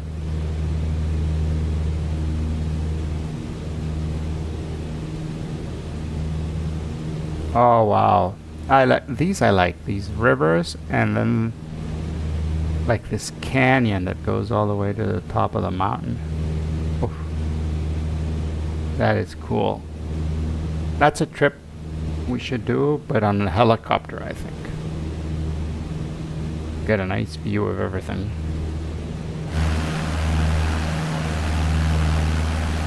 There's another waterfall over there, La Cascade de Pananana. The Papanana. Papanana. I'm serious, some of these things look like they look like a joke. Pananana. Panana. Panana. Electric plant. Alright.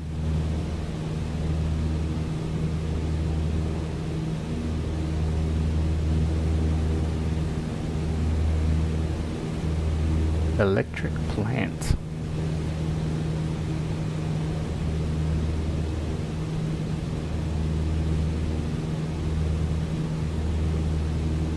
And that must be like a little road there. What's that little sign there?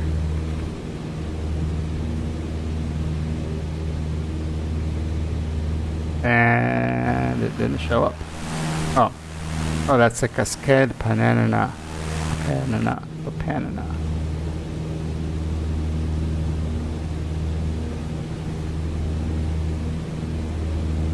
Let's see, electric plant.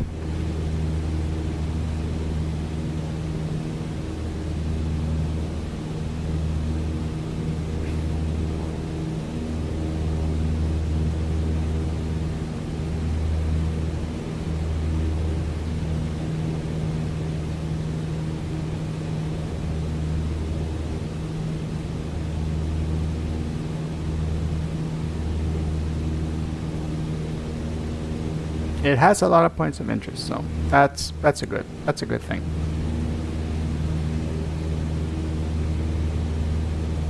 If they're worth it, I don't know.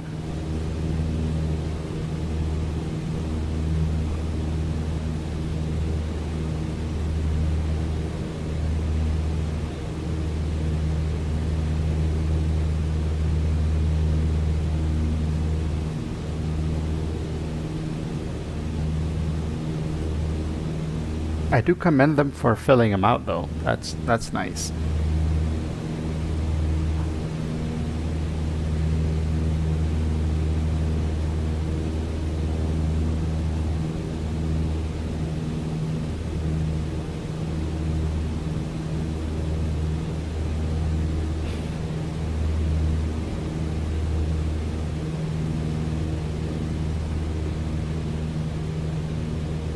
Okay, they're saying that when we land at the My Place event, we gotta fill in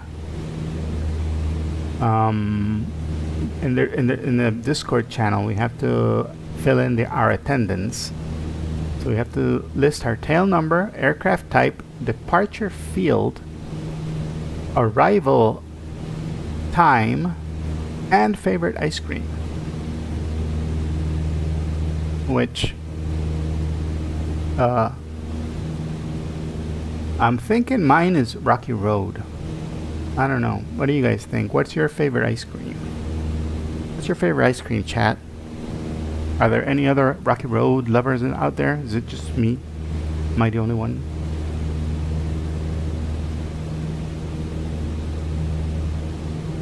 Somebody said Stewart's Peanut Butter Pandemonium.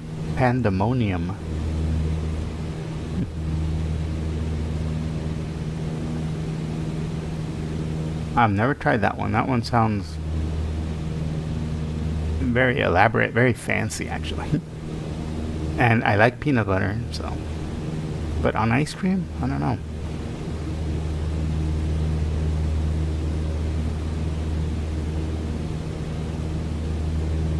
Not sure if I'm into the whole ice cream peanut butter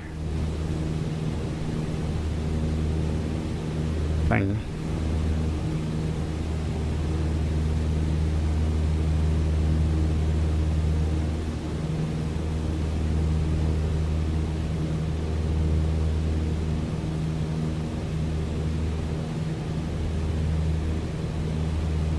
So far around the island, it hasn't been that amazing. I thought it would be better rendered anyways. But it seems like there's a lot of auto-generated stuff here. Auto-gen stuff. Still,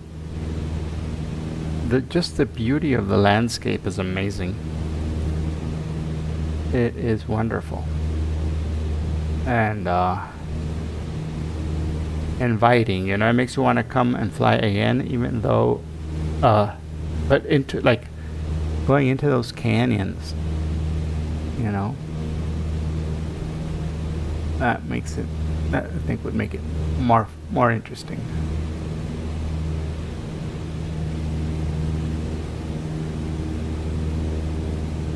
It is an inviting place. Magical and inviting place. Tahiti.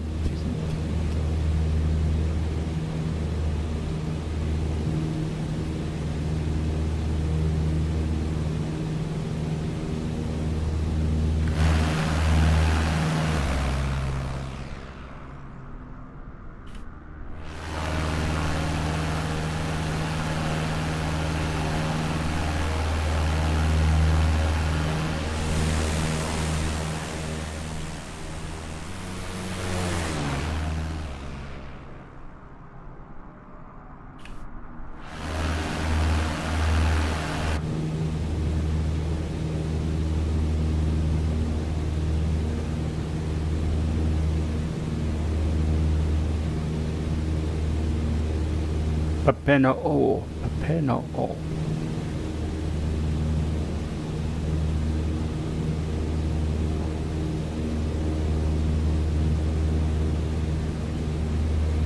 November Tango Alpha Alpha traffic. November 42 Mike Romeo Echo type Cessna 152, about 13 miles to the east. That is inbound to make an approach for runway. I think it's, hold on. Stand by. Inbound to make an approach on runway 22. November Tango Alpha Alpha. We're gonna do runway 22, and that'll be straight in for us. Straight in.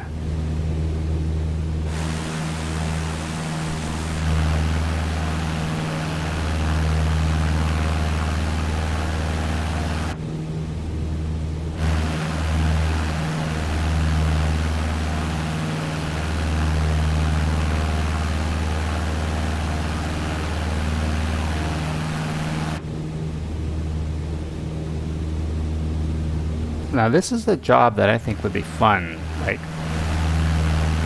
flying people around the island. Although, now that I'm looking at the island,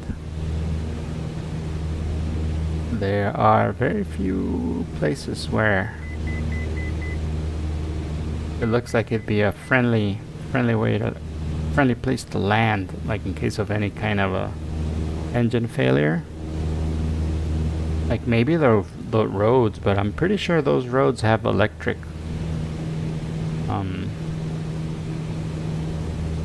they have the electricity poles, and those poles are not fun. That field is a good place to land. That would be a good place to land in case you had an emergency. But the beach, number one, on sand, it's not advisable to try to land a plane like this in sand. And number 2, there isn't that much beach anyways. I mean, I don't know. I think your best bet would be to ditch it in the water rather than taking your chances with all those trees and the electricity poles.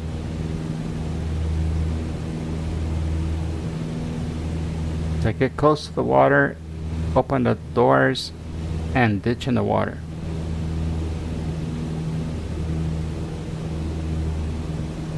And with this kind of gear, the plane will try to flip over immediately. So gotta be ready for that too.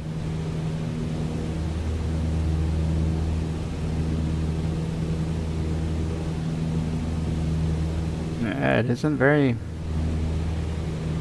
plane friendly, it seems.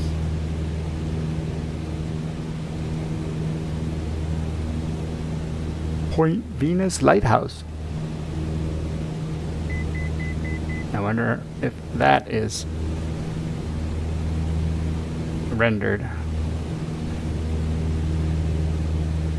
Point Venus. Oh yeah, that one is rendered. Yay! Finally we got one. The Point Venus Lighthouse.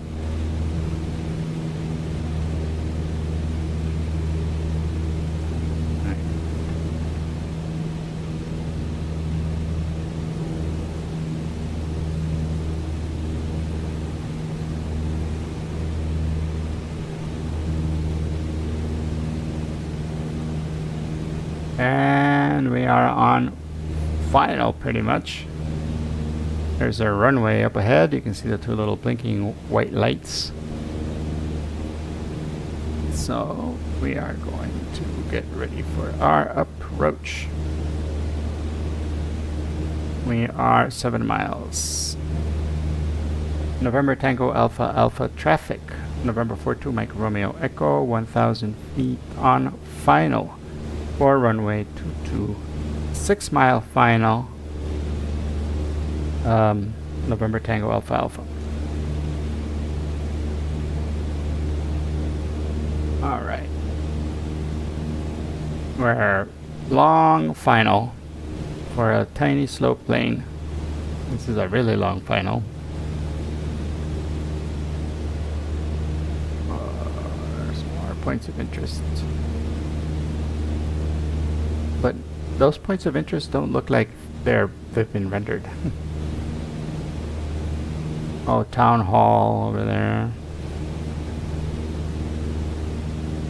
A Pete. Town Hall.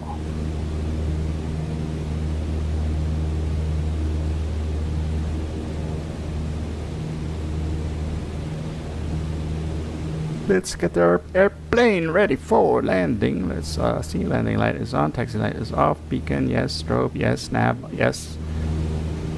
That is yes. Our gear is bolted on, so we're good.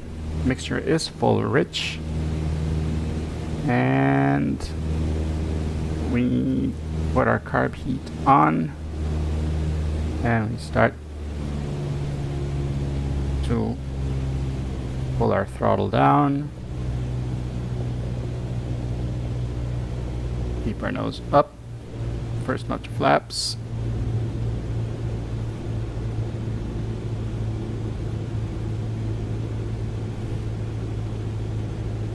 Alright. There's the Hilton Hotel Tahiti. We can go watch that one after we land. Let the plane drop a little bit because we're a little high.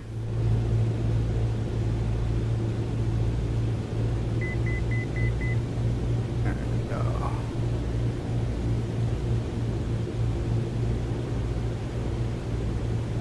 Second notch of flaps. Yeah, we got a tailwind. You know what? We got a tailwind. So let's go left. November Tango Alpha Alpha November 42 Mike Romeo Echo aborting the landing and instead going on left downwind for runway 04 and trying again. November Tango Alpha Alpha. Yeah, it's not the right way. Let's get our flaps all the way in. Let's take away the carb heat.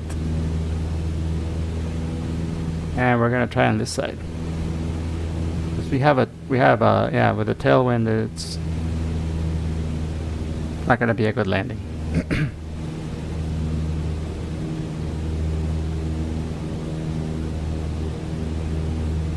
We can, however, look at all those points of interest. Okay, that hotel is really well rendered. Yeah, that one's worth coming over to see with a drone camera. All right, 1,000 feet. We level out.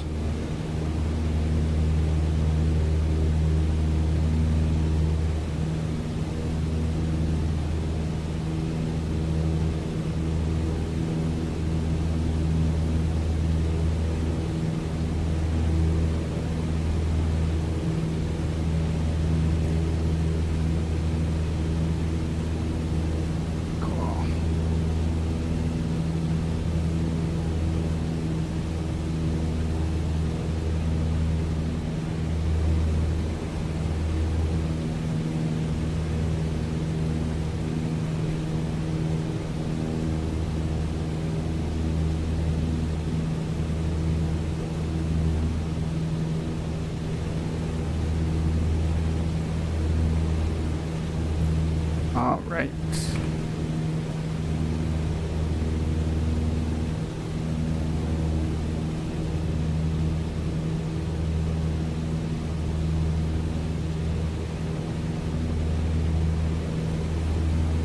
And now we let our airplane drop a little bit.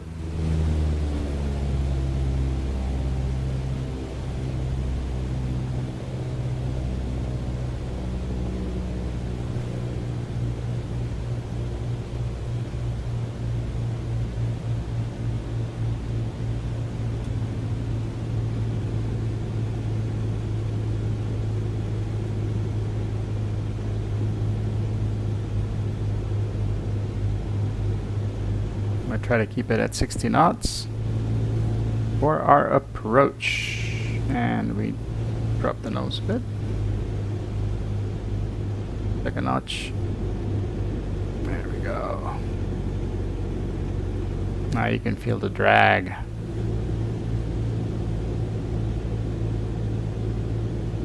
And now we start dropping. November Tango Alpha, Alpha traffic, November 42, Mike Romeo Echo is on base, runway 4, November Tango Alpha Alpha.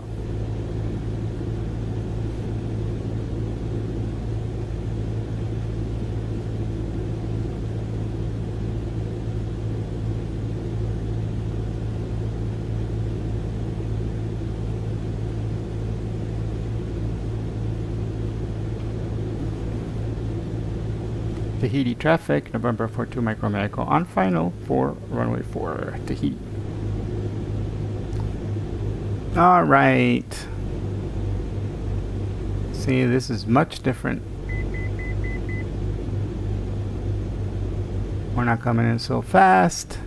60 knots indicated, 53 knots says the GPS. That means we got a nice headwind coming. And there's going to be a component of crosswind here, so we got to compensate for that with a little bit of rudder. But it should be no problem. It should be no problemo at all.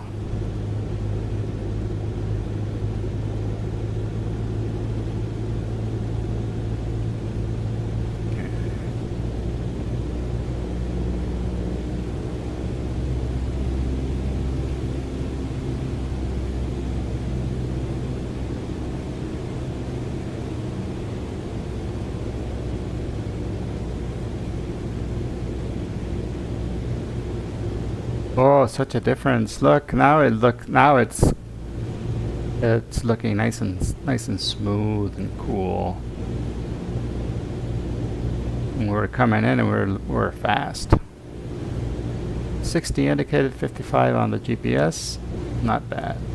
Not bad at all. And we're gonna exit to the right over there.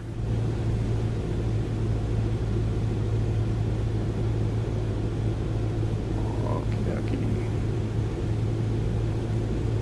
Last notch of flaps. Give it some power.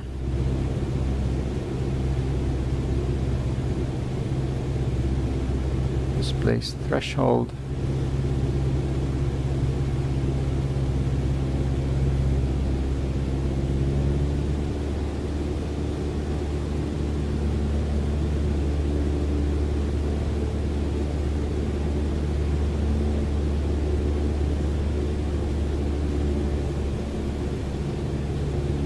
And we just let it settle down. Nice and smooth.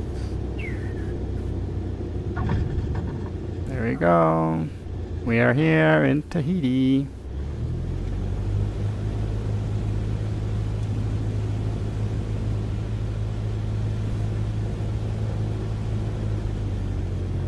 That's the tower over there and those hangars over there, but we're gonna be exiting over here to the right. Actually, yeah, that looks like general aviation, but I'm thinking we gotta be over here, right?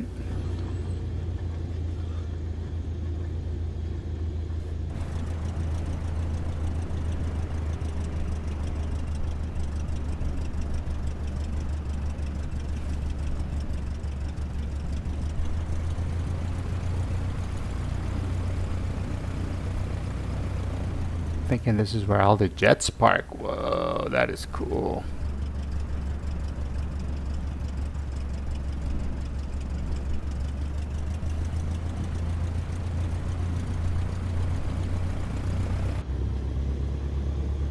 So, Tahiti.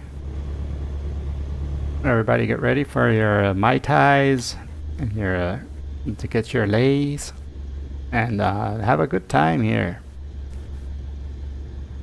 Thought that landing looked pretty good. I'm gonna go check it out. I'm gonna go park the plane right around here.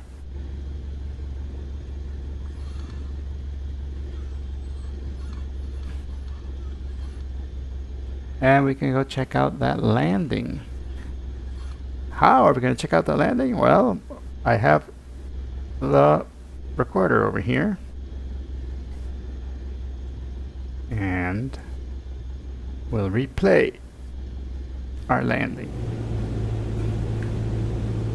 But now I'm going to go ahead and disconnect from BatSim so that we don't send the wrong information.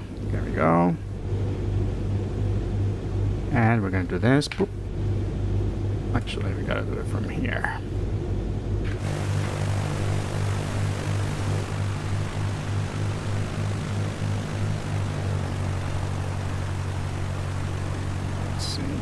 Pause.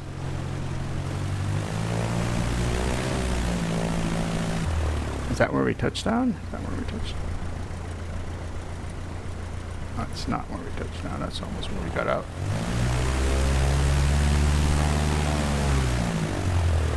Thinking that's pretty much where we touched down, right? So I'm gonna go and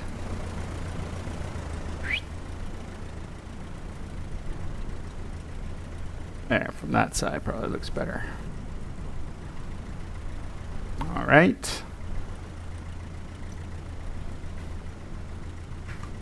And we'll judge our landing here.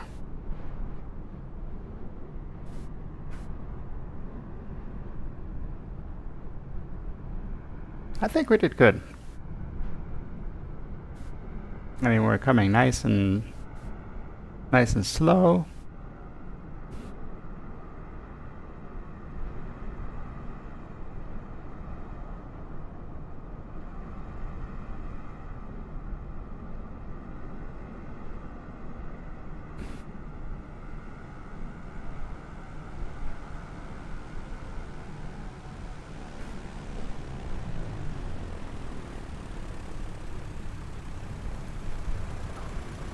Oh yeah, I think that was nice. I think that was well done. Alrighty, guys. Now let's go ahead and do the obligatory, because it is obligatory now, the obligatory wing view replay into Tahiti. This is the Sim Caesar wing view replay, by the way. I gotta say, I'm not taking any credit. He invented it. Oh, that's why this isn't working. Let me, right. He invented it and patented it. All right. So this is not my invention. Let's see. We're going to be looking towards the ocean, maybe. Yeah, towards the ocean. Let's go ahead and get this puppy set up here. All right. That. And let me prepare this over here.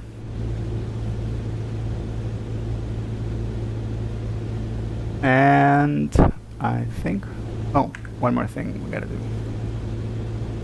One more thing I gotta do. I should have this already set up. I'm sorry I don't, because I don't stream that often, so yeah. And also, Microsoft hides these things now. There we go. So, without further ado, ladies and gentlemen, this is the wing view replay into Tahiti. Thank you so much for staying around with me, and I hope you had a good time. I had a blast, and let's watch that replay.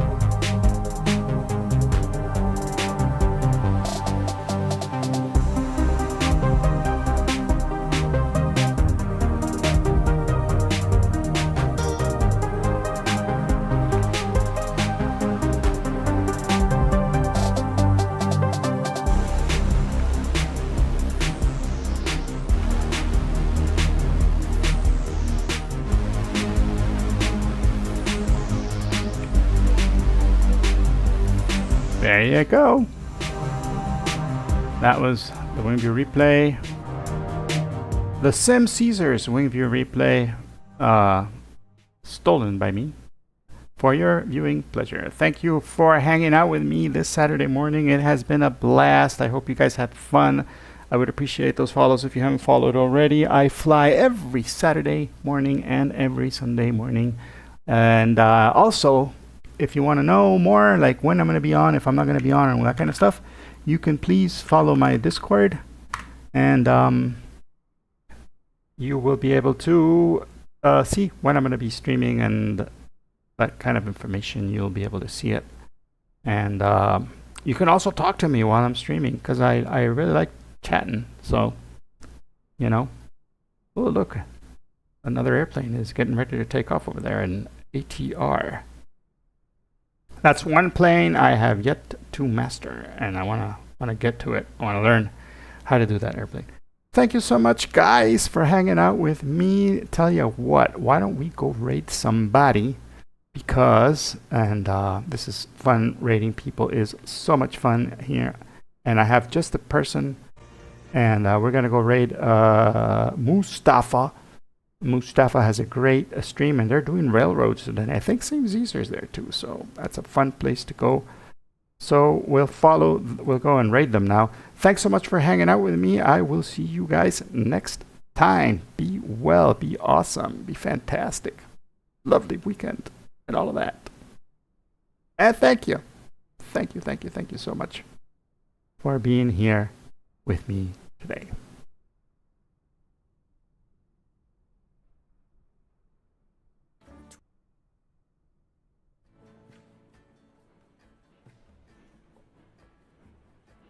This is Scotty. Scotty Yep. Bob. Oh, not Scotty Bob. Scotty the Hottie. Wrong Scotty. Different Scotty. DeLorean calls me Scotty Bob all the time too, so I'm used to it now. No. Well, I don't want to be on the same level as DeLorean.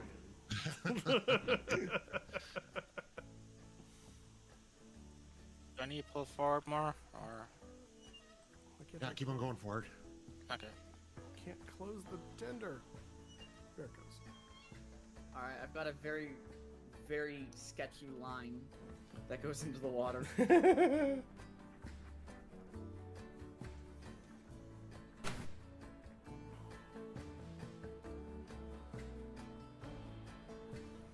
What's the next? Oh, not this. Let's see what locos I can start to get at some point here. Okay, that's. I don't want. Quick, get a Betsy so we can do this test. No, I don't want to waste money on a Betsy. So. You keep on going there, nice and easy drag on. Oh, we could get that next. That would pull something. This looks. What is this thing? Scooter? 10 Yeah, mile? Chief, remind me to stop setting up these video Sim Mr. conferences. Egan Not coming very with a productive. raid. You got it. Hello. Welcome on in, guys. Get yourselves a ticket to the giveaway. Exclamation point ticket moose. Oh, I can That's almost buy fine. another Montezuma now. That's not a bad idea. And that's a tier 1. Oh.